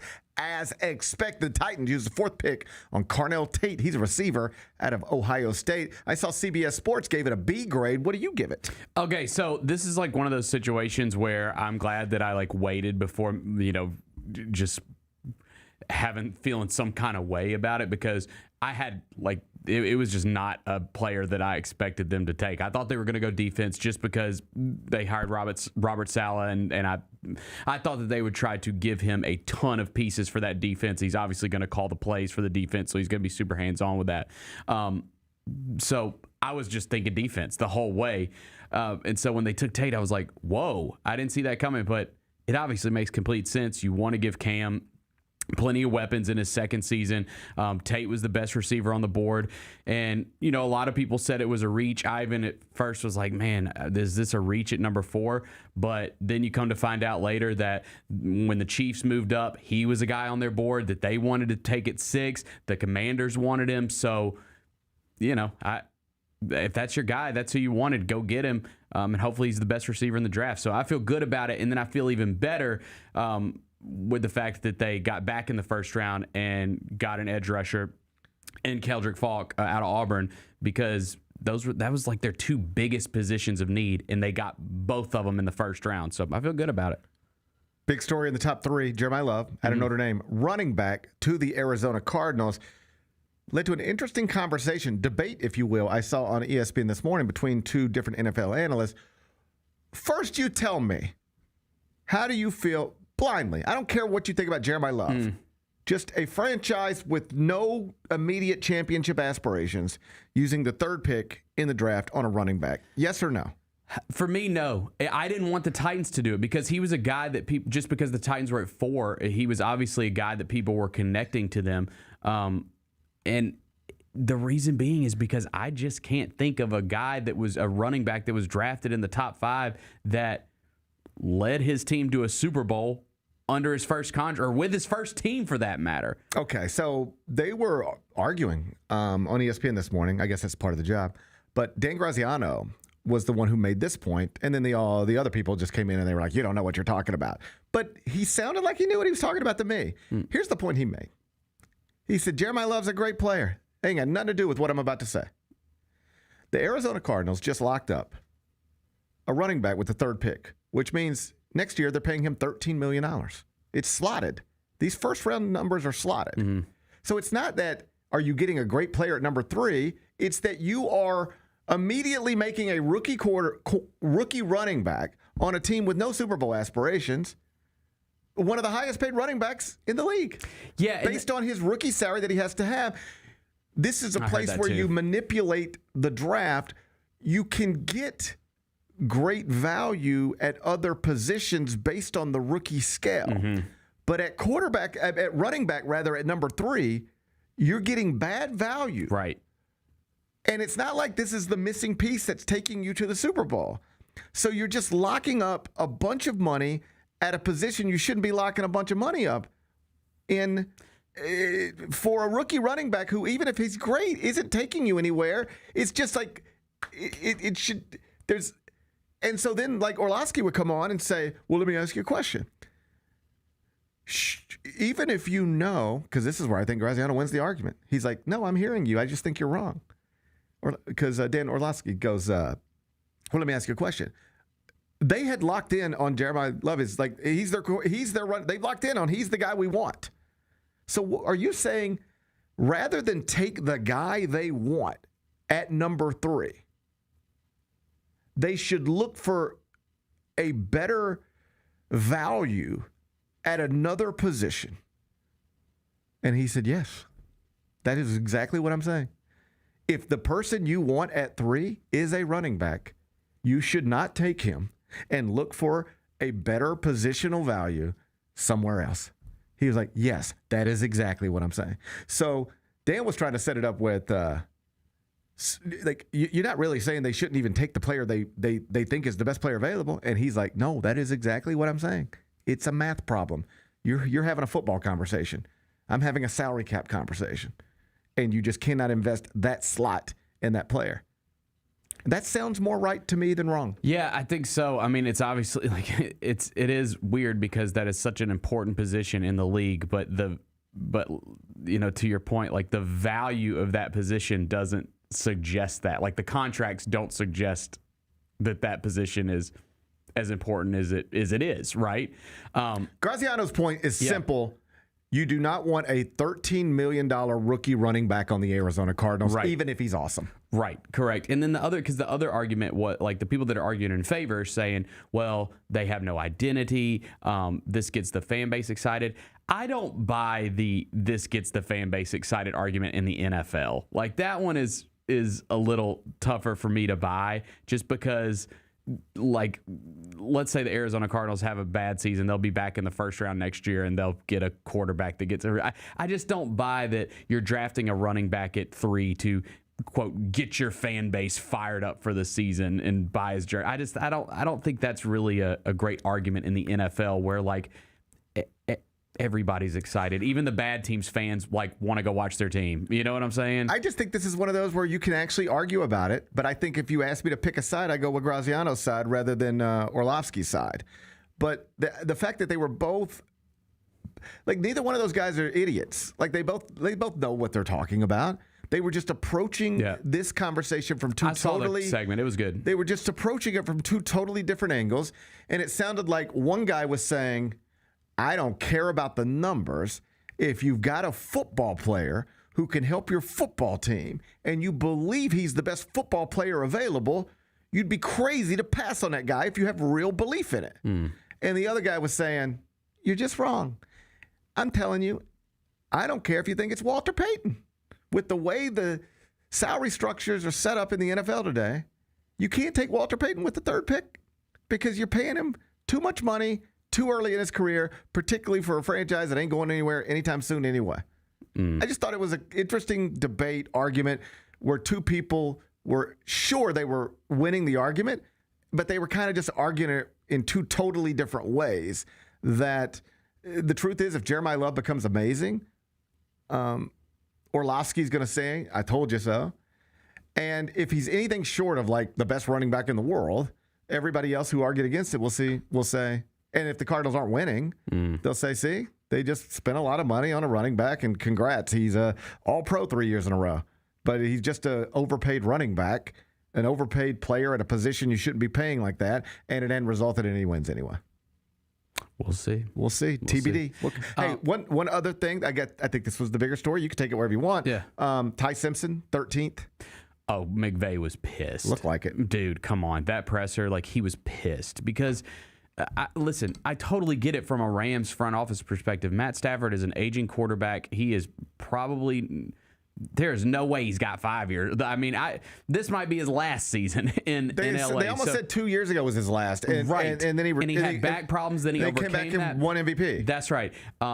That's obviously McVay's guy, and he is looking at, dude, we want to win a Super Bowl this year. Like, Matt is gonna retire. We want to win a Super Bowl this year. Wow, this is kind of similar a little bit to the Aaron Rodgers stuff in Green Bay. Okay, so this is another one where I think you can argue it both ways. I like these types of things. Yeah. So on one hand, you've got the MVP at quarterback. You're trying to win a Super Bowl. You have this extra first-round pick. 13. You're going to get a good player. Use it on somebody who can help Matthew Stafford, the reigning MVP of the NFL. Use that pick on somebody who can help him win a Super Bowl next year.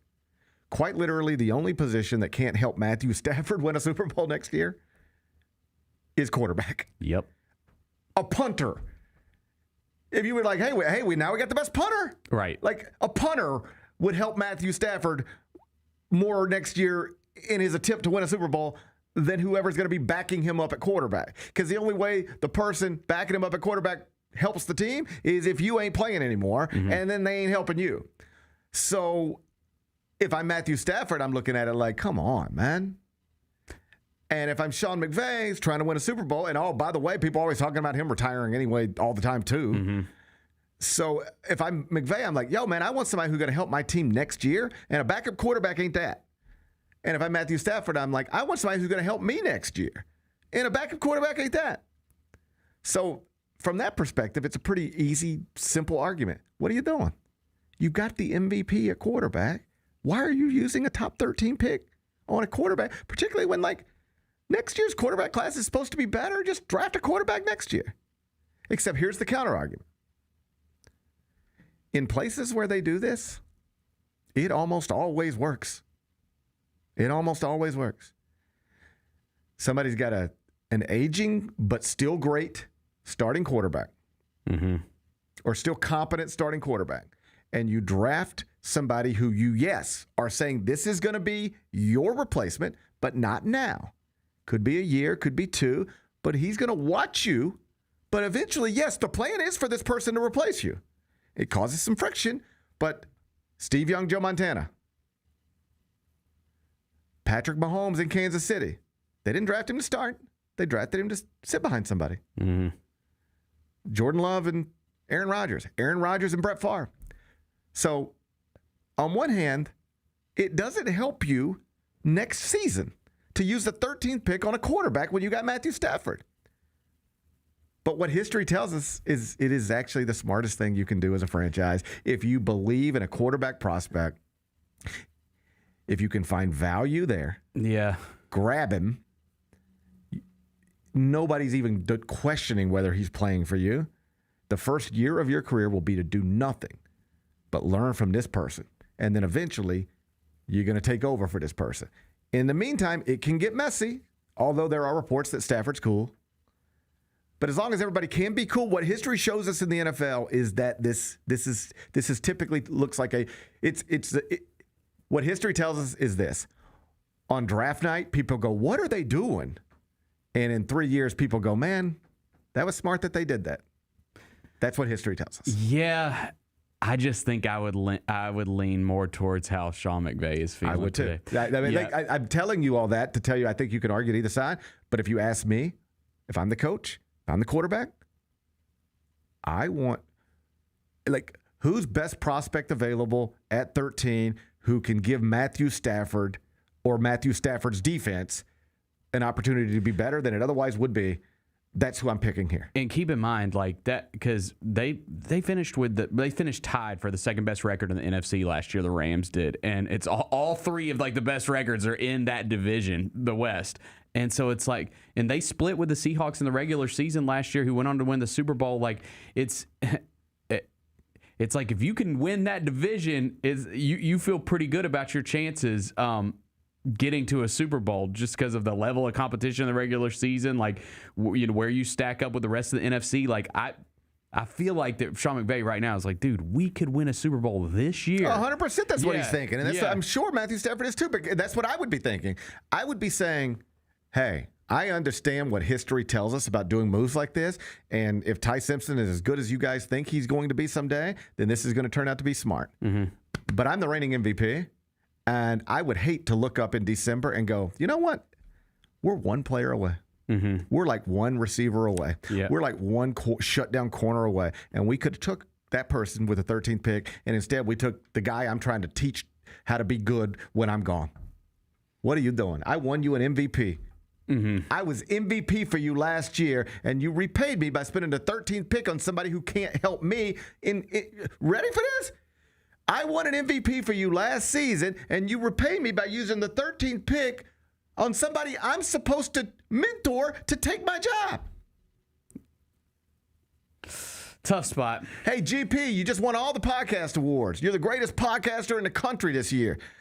All right, now what? We just hired a 22-year-old who's going to come sit right next to you, and the plan is for him to take your job in a year. What? That is essentially what so I can understand it from a franchise's perspective because, again, history says this stuff works typically.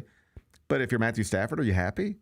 Reportedly, he's like, oh, whatever. Yeah. But I wouldn't be happy. And if I were Sean McVay, I'd be mad. Real quick, my favorite story out of the draft, out of the first round, because I love like the human interest stuff that they do too. And the wide receiver, Casey Conception, that got drafted by the Browns out of A&M. He has a speech impediment. Like he stutters pretty noticeably.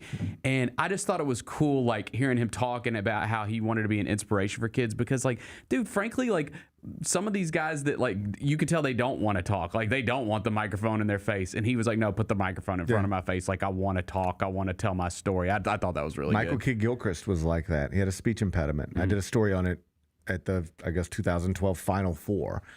But yeah, similar thing. Like the hope being you can show other people who struggle in the similar way. Don't be embarrassed. Get out there, do your best, work on it.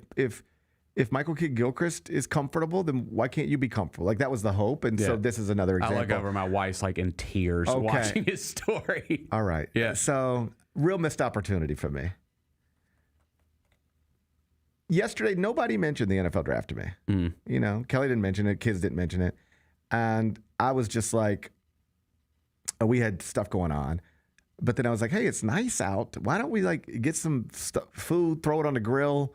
We'll, you know, turn the TV out on the back porch. It's a nice night. Let's just like, there's something about, you know, just sitting in the house watching basketball and baseball. And everybody's kind of doing their own thing is different than like everybody's together on the back porch. Yep. You know, the sun's setting. So we turn the TV on out there. And I just wanted to watch. I know this sounds ridiculous, but like inside we would have more screens. Outside it was just like, you know, there's a TV there. And I wanted to watch the Knicks and Hawks. And so I turned on Knicks and Hawks outside and we cooked and we ate and we had a nice night. And we watched Knicks and Hawks. We watched basketball all night. And this morning I turned on SportsCenter. You know, boys get up 6:45. Turn on SportsCenter, and they're like recapping like last night's draft coverage. And it's like, and as expected, the number one pick was Fernando Mendoza out of Indiana, Heisman Trophy winner. He's going to the Las Vegas Raiders. And Kelly goes, was the draft last night? And I said, yeah. And she goes, I hate that she's like, I always like watching that. And I was like, well, you didn't say anything. She didn't even know what was happening. And she's like, I always love watching that. Because of the stories. She just lays, And then she said this, which I thought was interesting. She said, except it doesn't mean what it used to mean. And I said, what do you mean? I thought I knew what she meant, but I wanted to hear her say it. And she was like, well, they're all millionaires now already. Right. You know? Yeah. She's like, it used to be like everyone that got drafted last night was already rich. Like in theory, it used to be this person you just watched get drafted. Third has been living in a dorm, you know, scraping together quarters to try to get something to eat. Like that's at least the idea of it. Yeah, you know, you see their mom's house, but now they've probably been living in a mansion. Their mom also probably already has a mansion. Well, in reality, it was probably like that anyways. We just know about it now. But she was, there was two thoughts that I thought were interesting. She was like, I hate that we didn't watch that last night because I enjoy watching the draft. She doesn't care. She didn't know one player outside of Fernando Mendoza. It would literally have been Fernando Mendoza would have been the only player she recognized. She doesn't know any of the teams, but she likes the NFL draft because it's just like watching dreams come true, watching young men hug their moms and dads, and crying and putting hats on, and it's like you finally made it. But then her second observation was, but like, does it even really mean that much anymore? Because it used to represent, I've made it, and now I've gone from nothing, and I'm a millionaire. And it's like they're all millionaires. Yeah. So I don't know. I still enjoy the stories, but I didn't turn it on last night. That's why I leaned on you. Either way, congratulations on your receiver, and we'll see how day 2 goes today. Number 2. Congratulations to Taylor Jenkins. How about that? Finalizing a deal with the Milwaukee Bucks to coach them starting next season. He, of course, is a former Bucks assistant, so there's some familiarity there. Milwaukee's front office had reportedly flown down here to Memphis, Tennessee. Appreciate him coming. I hope they had a nice hotel. I hope so, too. I hope they found him a nice hotel.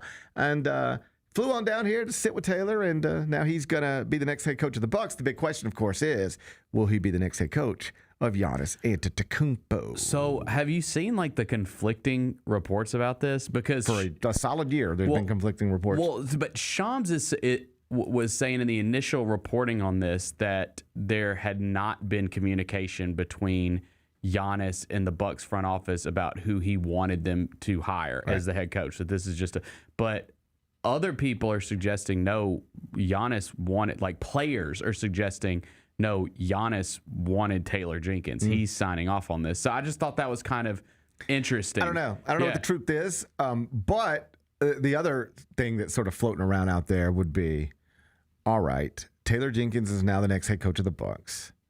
The Giannis thing is up in the air. But what if they just decide, hey, we're going to keep you if you're open to it? And then they are the desperate team. Mm-hmm.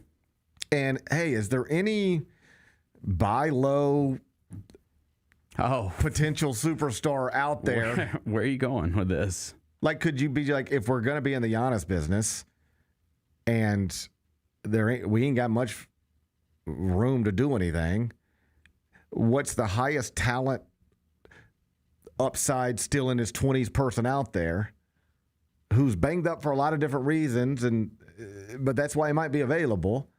But, like, you could at least envision, we got to do something. Pick up the phone, call Memphis, see if Taylor Jenkins and John Morant want to play together in Milwaukee with Giannis.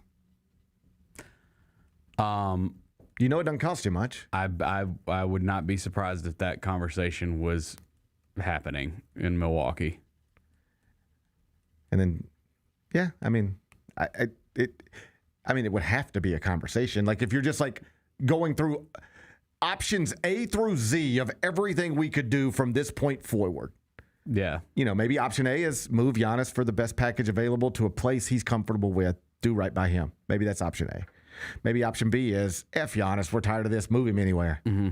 Maybe option C is keep Giannis if he's open to it. And then, like, whatever. And then maybe option D or, option X. But eventually one of these options has got to be there is a former two-time All-Star that Taylor Jenkins' former franchise is on the record pretty clearly dumping this offseason for whatever. We could give him this and that. And at least on opening night, in theory, we've got a starting lineup that features Giannis Antetokounmpo and John Morant. And, buddy, that has sounded great 4 years ago. Man. And Taylor Jenkins is the head coach, and let's just see what it looks like. 4 years ago. Come on, dude. That would pain me. Oh, I could see a scenario where if you're a Grizzlies fan, you look up and Taylor Jenkins and John Morant are chest bumping in Milwaukee after an alley-oop and the Bucks just beat the Knicks on Friday night Amazon Prime, and you're sitting here going, well, Jesus Christ. I could see that, sure. Yeah, I mean. But then, like, 2 weeks later, Ja would be on a status report and, we'll update it in a month. It's like, it is, like, this is just what it is. You can't. I'm sort of on the same page with Vernon with this one. You can't worry about what Ja's going to be going forward. Okay, well, I can. Oh, you can, yes. But, like, I can't. I don't. I can't. But I am aware that would be tough for some people to watch. Yeah. I mean, it's going to be tough. Like, for me, it's going to be tough to watch him be awesome anywhere if it's not here. See, I don't think that's right. I think it is for me. I think you could watch him be good again for, like, the Kings. While the Kings are 12th in the West, and you're just like, who cares, man? Like, congratulations, you're good in Sacramento for a bad team. I think that's congrats. That wouldn't bother me. I think that's wishful thinking. That wouldn't bother. I don't think that should bother anybody at all. You know what that would be? That would just be a sad story. Like, man, you derailed your career to the point where you're now hooping in Sacramento for a bad team. We'll see. A few years ago, you were considered the face of the franchise that was number one in ESPN's future power rankings. Congratulations. Now you're hooping in Sacramento for a bad team. That shouldn't pain anybody. The thing that could, if we're being honest, and I'm sort of with Vernon, like, you can't worry about this, but I know some people would.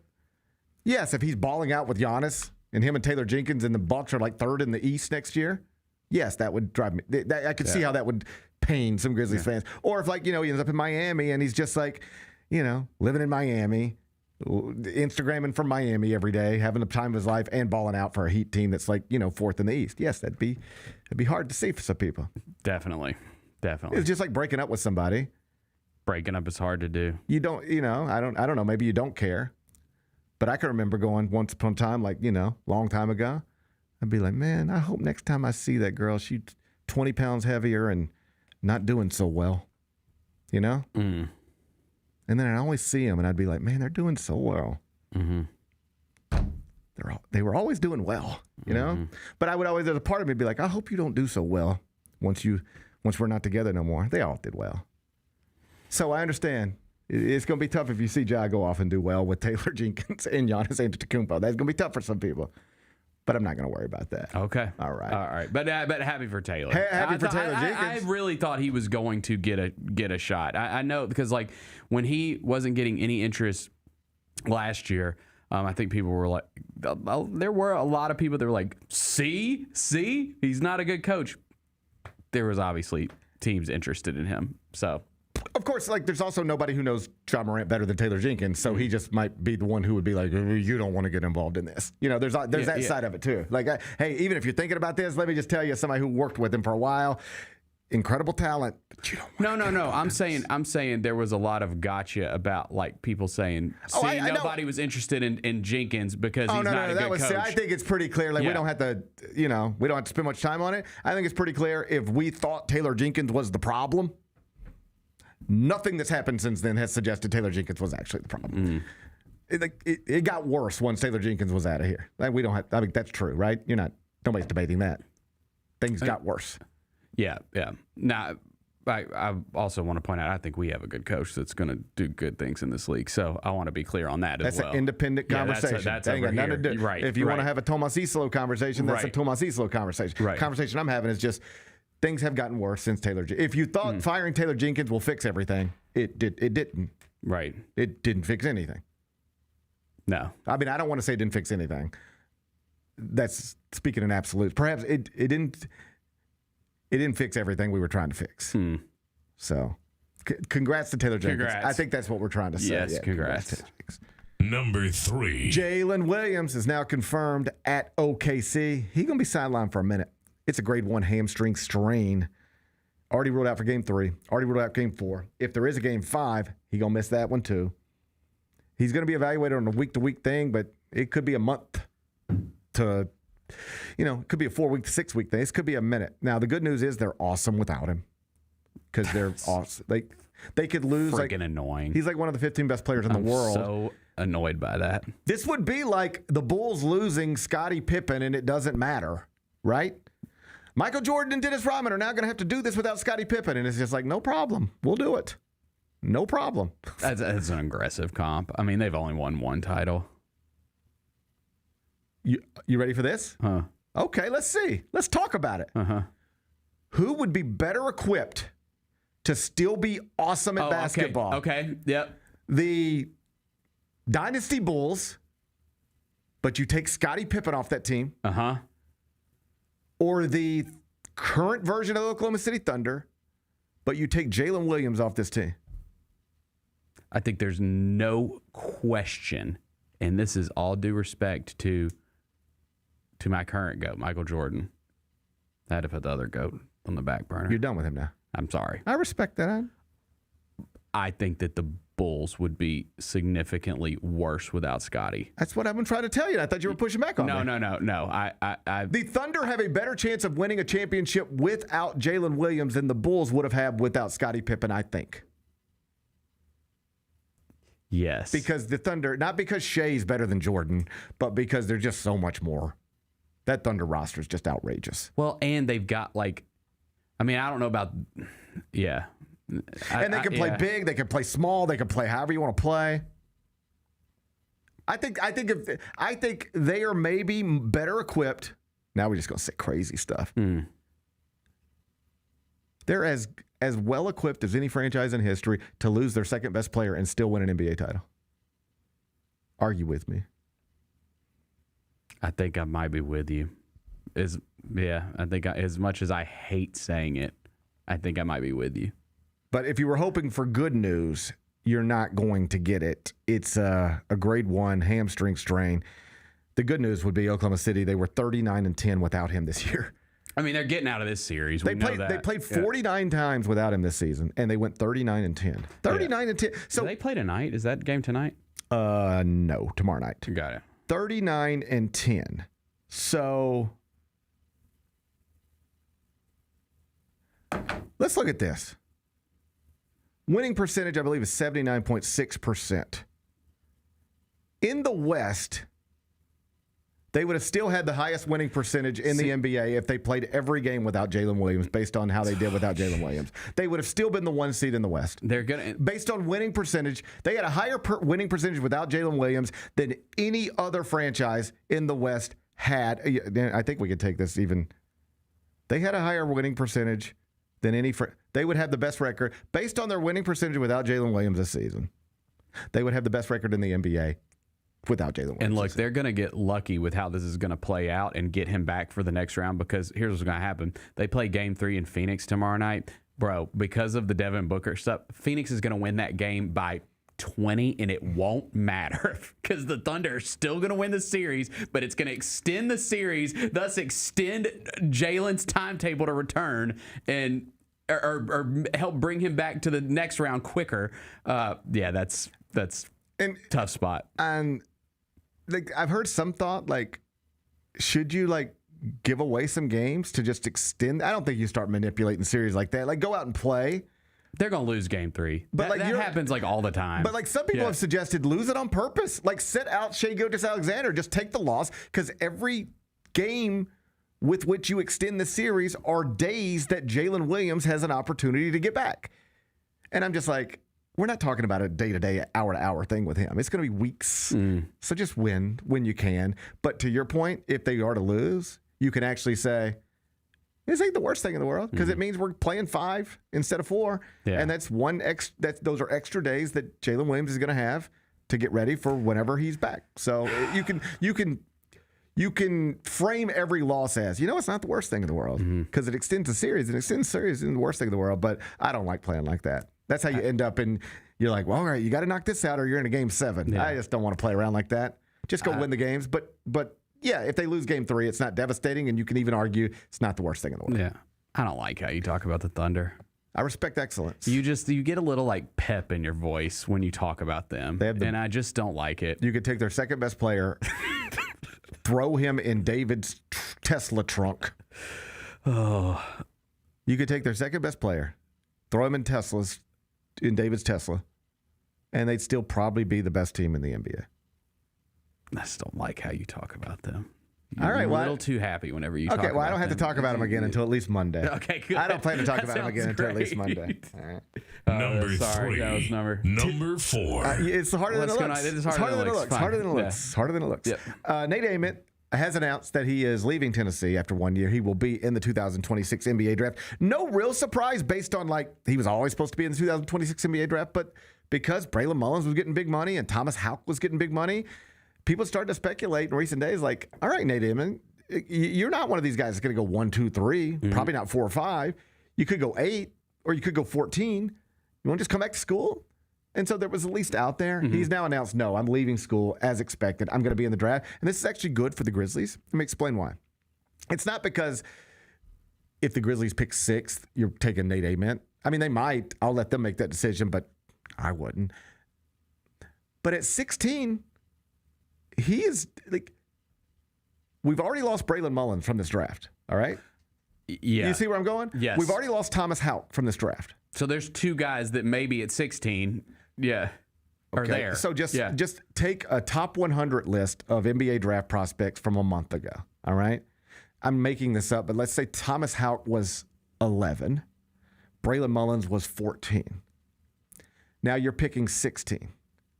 That means in theory, those are 2 players that are coming off the board before they get to you, which leaves 2 other players that otherwise would be off the board available to you, right? But then you take Mullins out of the equation, Houck out of the equation, the draft is getting lighter. Yeah. These are 2 guys that are supposed to go in the top 16 that are no longer allowed to get picked. So that means 2 players that would otherwise be available to you at 16 are going to be off the board by definition. And if you throw Nate Ament back at Tennessee, well, that's 3. That's 3 likely top 16 picks that would be going back to college, making the value of your 16th pick less than it otherwise would be. You need, just to keep this simple, as many of the top 16 players and prospects in the country, in the world, you need them in the draft because it makes your pick better than it otherwise would be. So Nate Ament announcing he's going to the draft, bad news for Tennessee, but good news for the Grizzlies' 16th pick. Number 5. Autographed Michael Jordan card sold yesterday at auction. Record $4.25 million. That's the most ever for a solo Michael Jordan card. Was it the rookie card? It was. The Fleer? It was an upper deck card of some sort $4.25 million was the price. It was a 1997-98 Upper Deck game jersey Michael Jordan card with a jersey swatch embedded from the 1992 NBA All-Star Game.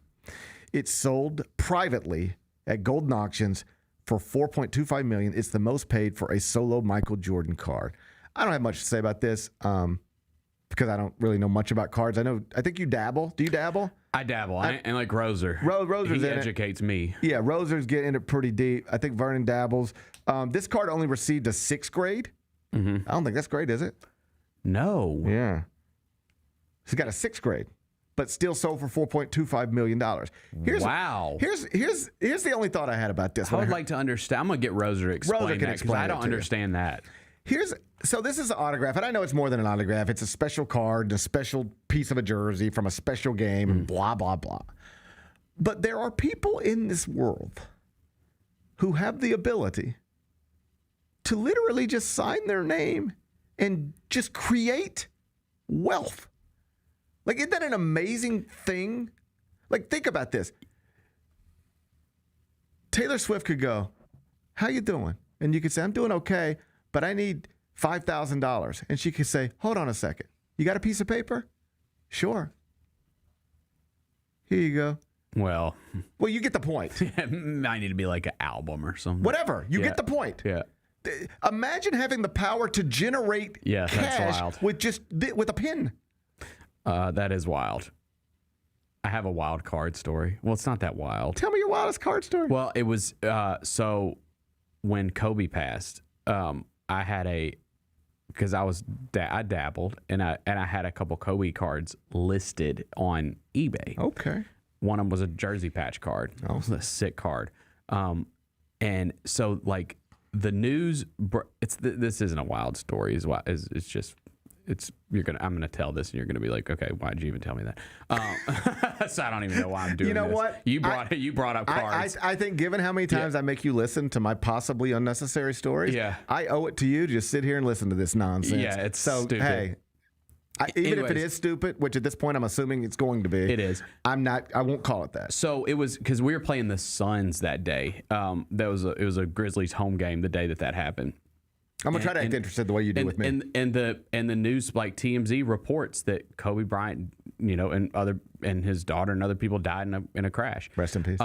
And literally within 10 minutes, maybe less, of that posting, I get eBay notifications. They're buying your cards. Your card sold. Your card sold. Your card. And can you decline the sales?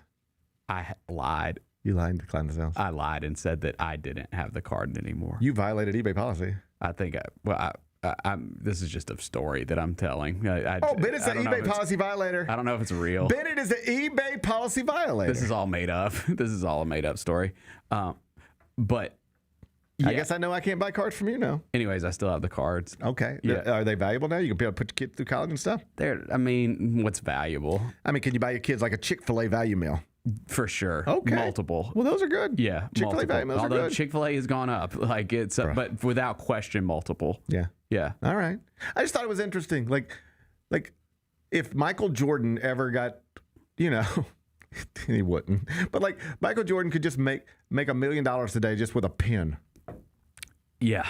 Dude, he fascinates me, man. I see him doing all this racing stuff now, and it's just like, holy crap. Like, there's MJ. Well, did you see the thing where him and Charles are now talking again? Yeah, I did. That's I like good. that. I like that, too. I like that. Those are two men that clearly liked each other once upon a time. Yeah. And they got sideways for stuff that I'm certain doesn't matter to either one of them anymore. Mm-hmm. And now they're going to put the stuff aside and go play golf, and I bet you they're going to laugh like crazy together. Yeah. I like that. Yeah, I do, too. Well, congratulations to autographs. It's my father-in-law, he was like all about it, and he made real money selling cards, like real money selling cards. So I think Roser does pretty good for himself these days. But you have to be like really, if you want to like make money off cards, dude, you got to be so in the weeds. Like I don't want to be on the weeds on anything. You got to like you because tired of the weeds. People want to haggle with you. I don't want to haggle. Yeah, that's a dog eat dog world. Haggling sounds like a young man's game. I ain't here to haggle with you anymore. I ain't here to be in the weeds with you anymore. Yeah. All right? Trying to do none of that stuff. I hear you. I have wanted my children to collect. Yeah, but because they say they want to collect. Mm-hmm. They're always like, yeah, Dad, can we get some cards? And I'm like, yeah, I guess. But they just end up in my floorboard. Yeah. And I'm like, I bought everything. Here's what do you possibly need to be a card collector in the year 2026? A couple boxes. I bought it all. I've Googled that and then bought it all. And I'm like, yeah, boys, if you want baseball cards or basketball cards, I will buy them. Because I used to have them when I was a kid. I still have them. And I love looking through them. I could dump off mine on them. And they would there's no telling what I can tell you. There is telling. I have all the stuff from the 80s. 83, 84, 85, 86, 87, 88, 89. I've got every set you could possibly have. I got them all. And I could dump that to my kids and they could have a real. And so they're like, yeah, we want to get into cards. And then they open them and then they're just 3 are on the floorboard. There's a Shohei in the bathroom. There's 14 Steph Currys.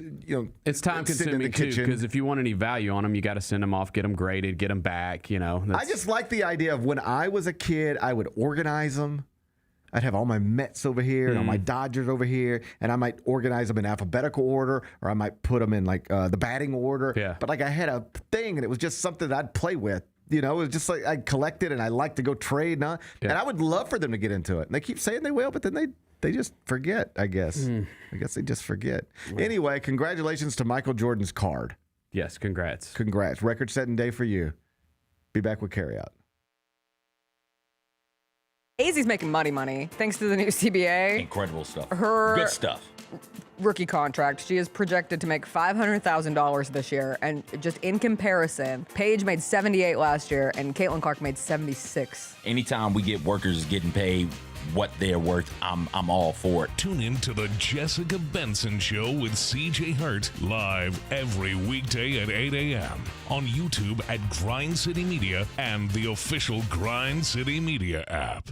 Grizzlies, take your fandom to the next level by becoming an MVP. How long have you been an MVP? Since day one. Enjoy the great benefits of being a season ticket member. Pre-game MVP moments, including Autograph Alley, exclusive Grizz Gear deals, access to member or MVP-only player events, and much more. He's been an MVP for 22 years! Become a Grizzlies MVP today. With living in luxury at Southland Casino Hotel, the good life is closer than you think. Members get 1 entry with every 100 points earned playing on their Lucky North Rewards card, plus 1 free entry daily. Win free play at our hourly drawings, and don't miss our Saturday grand prize drawings in March. You could win a home theater package, premium massage chair, an outdoor jacuzzi, and $250,000 cash. Luxurious prizes await at Southland Casino Hotel. Must be 21 or older. Play responsibly. For help quitting, call 800-522-4700. Let's face it, there's a lot of trash talk in basketball, but the great teams let their performance do the talking. Like Ford F-150 with Pro Power on board, a class-exclusive industry-first feature that turns your truck into a mobile generator and leaves the competition speechless. Ford F-150, official truck of the Grizzlies.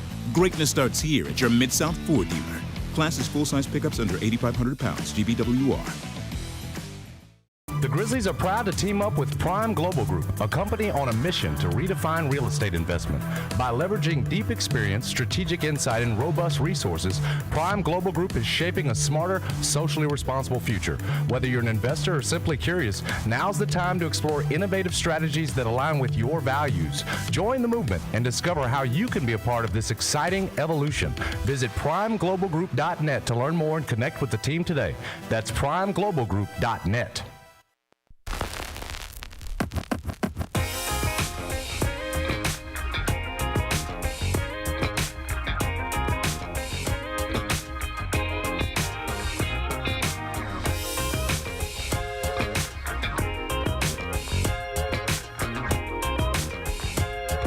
Junior Grizzlies summer camps presented by Ortho South are the key to a slam dunk summer with over a dozen 4-day camps perfect for hoopers ages 6 to 14 looking to build fundamental skills and make unforgettable memories. Space is limited, so visit grizzlies.com/Junior Grizzlies today to secure a spot for a fun-filled summer. That's the end of the ad.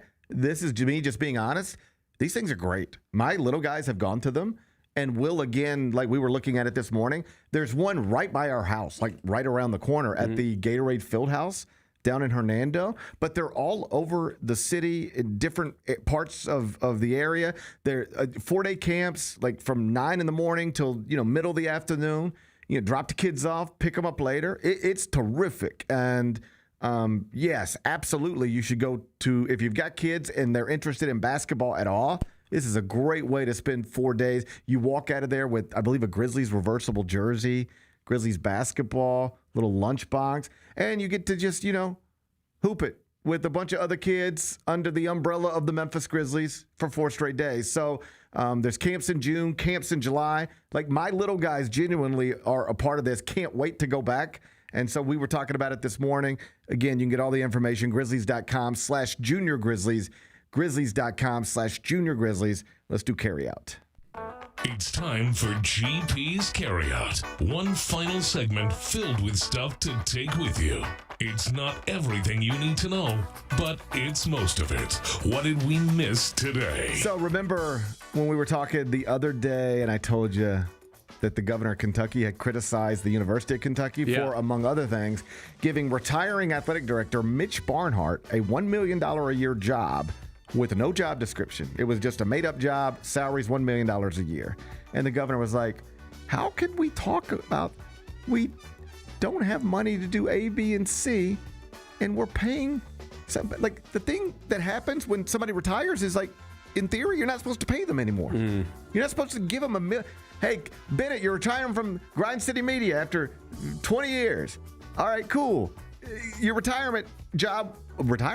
Yeah, we're just going to give you $1 million a year. To do what? I don't know. We'll figure it out. Like, it's just a way for a bunch of rich people to funnel money to one of their rich friends on his way out the door. Yeah. And then it got attention brought to it, and there's no way to really defend it.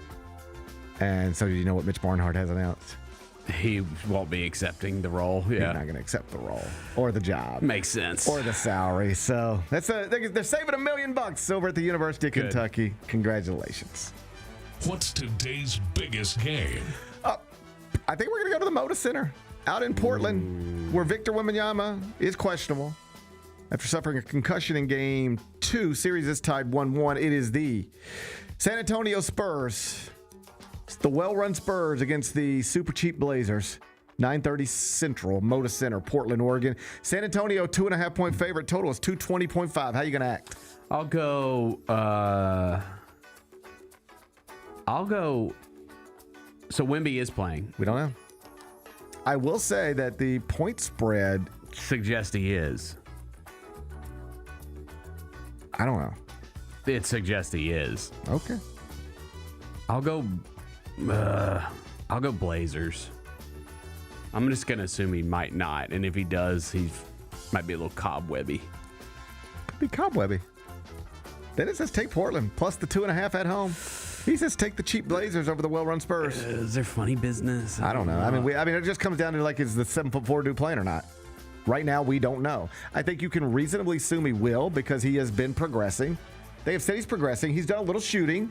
He did travel. If you want an actual update on Wemby, he traveled with the team. He's done some light cardio. He's done some light shooting, but he still has hurdles to clear, tests to pass before he's allowed to play tonight. And just so we're clear, because I know somebody's going, well, of course the Spurs are going to clear him. There's an independent NBA league doctor who has to clear him as well. So it's not as simple as, well, the Spurs doctors say let him play for the Spurs. Somebody independent to the process has to sign off on it as well. I would bet he plays, but I don't know. Anyway, you're saying take the Blazers at home. I guess. All right. Plus 2.5. That's the play. We'll see how it goes. What are we watching on TV? So last night at some point, we turned on Made for March, the 4-part documentary on Paramount Plus that followed Kansas and Michigan throughout the season. And it sort of culminates with Michigan at the NCAA tournament at the Final Four, winning the national championship. So we went straight to episode 4 because I just wanted my boys to, they were in the building to watch. So they like when Yaxel gets hurt in the national semifinals, like Oliver's like, yeah, I remember that. It's great. And I'm not just saying this as a Paramount employee. If you care about college basketball at all, like I know CJ's a Michigan fan, It's really good. You get a glimpse behind the scenes of Dusty May, Yaxel Lindenborg. LJ Kaysen comes across incredibly well, the hurt backup point guard. So I can't recommend it enough. It's called Made for March, focuses on Kansas and Michigan, 4-part documentary. You can stream it right now, Paramount Plus. What's the best thing we've read? Josh Edwards over at CBSSports.com just posted a day 2 mock draft, obviously connected to the NFL draft. He has the first pick of the second round coming off the board as Mason Thomas, an edge out of Oklahoma, senior 6'2", 241 pounds. If you want to read that mock draft, you can find it on the homepage right now, CBSSports.com. What's going on this weekend? Oh, man, what's not going on this weekend? 4 more NBA playoff games on Saturday, 4 more on Sunday. Day 2 of the NFL draft is today. Day 3 of the NFL draft is tomorrow. Transfer portal remains open for shoppers, so it should be a busy weekend. We'll talk about it on Monday. Michael Lees will join me in the second segment. Can't wait. Benny, you have a good weekend. You too, man. Kyrie, you have a good weekend. Everybody have a good weekend, and we will talk to you again Monday at 10. Till then, be careful.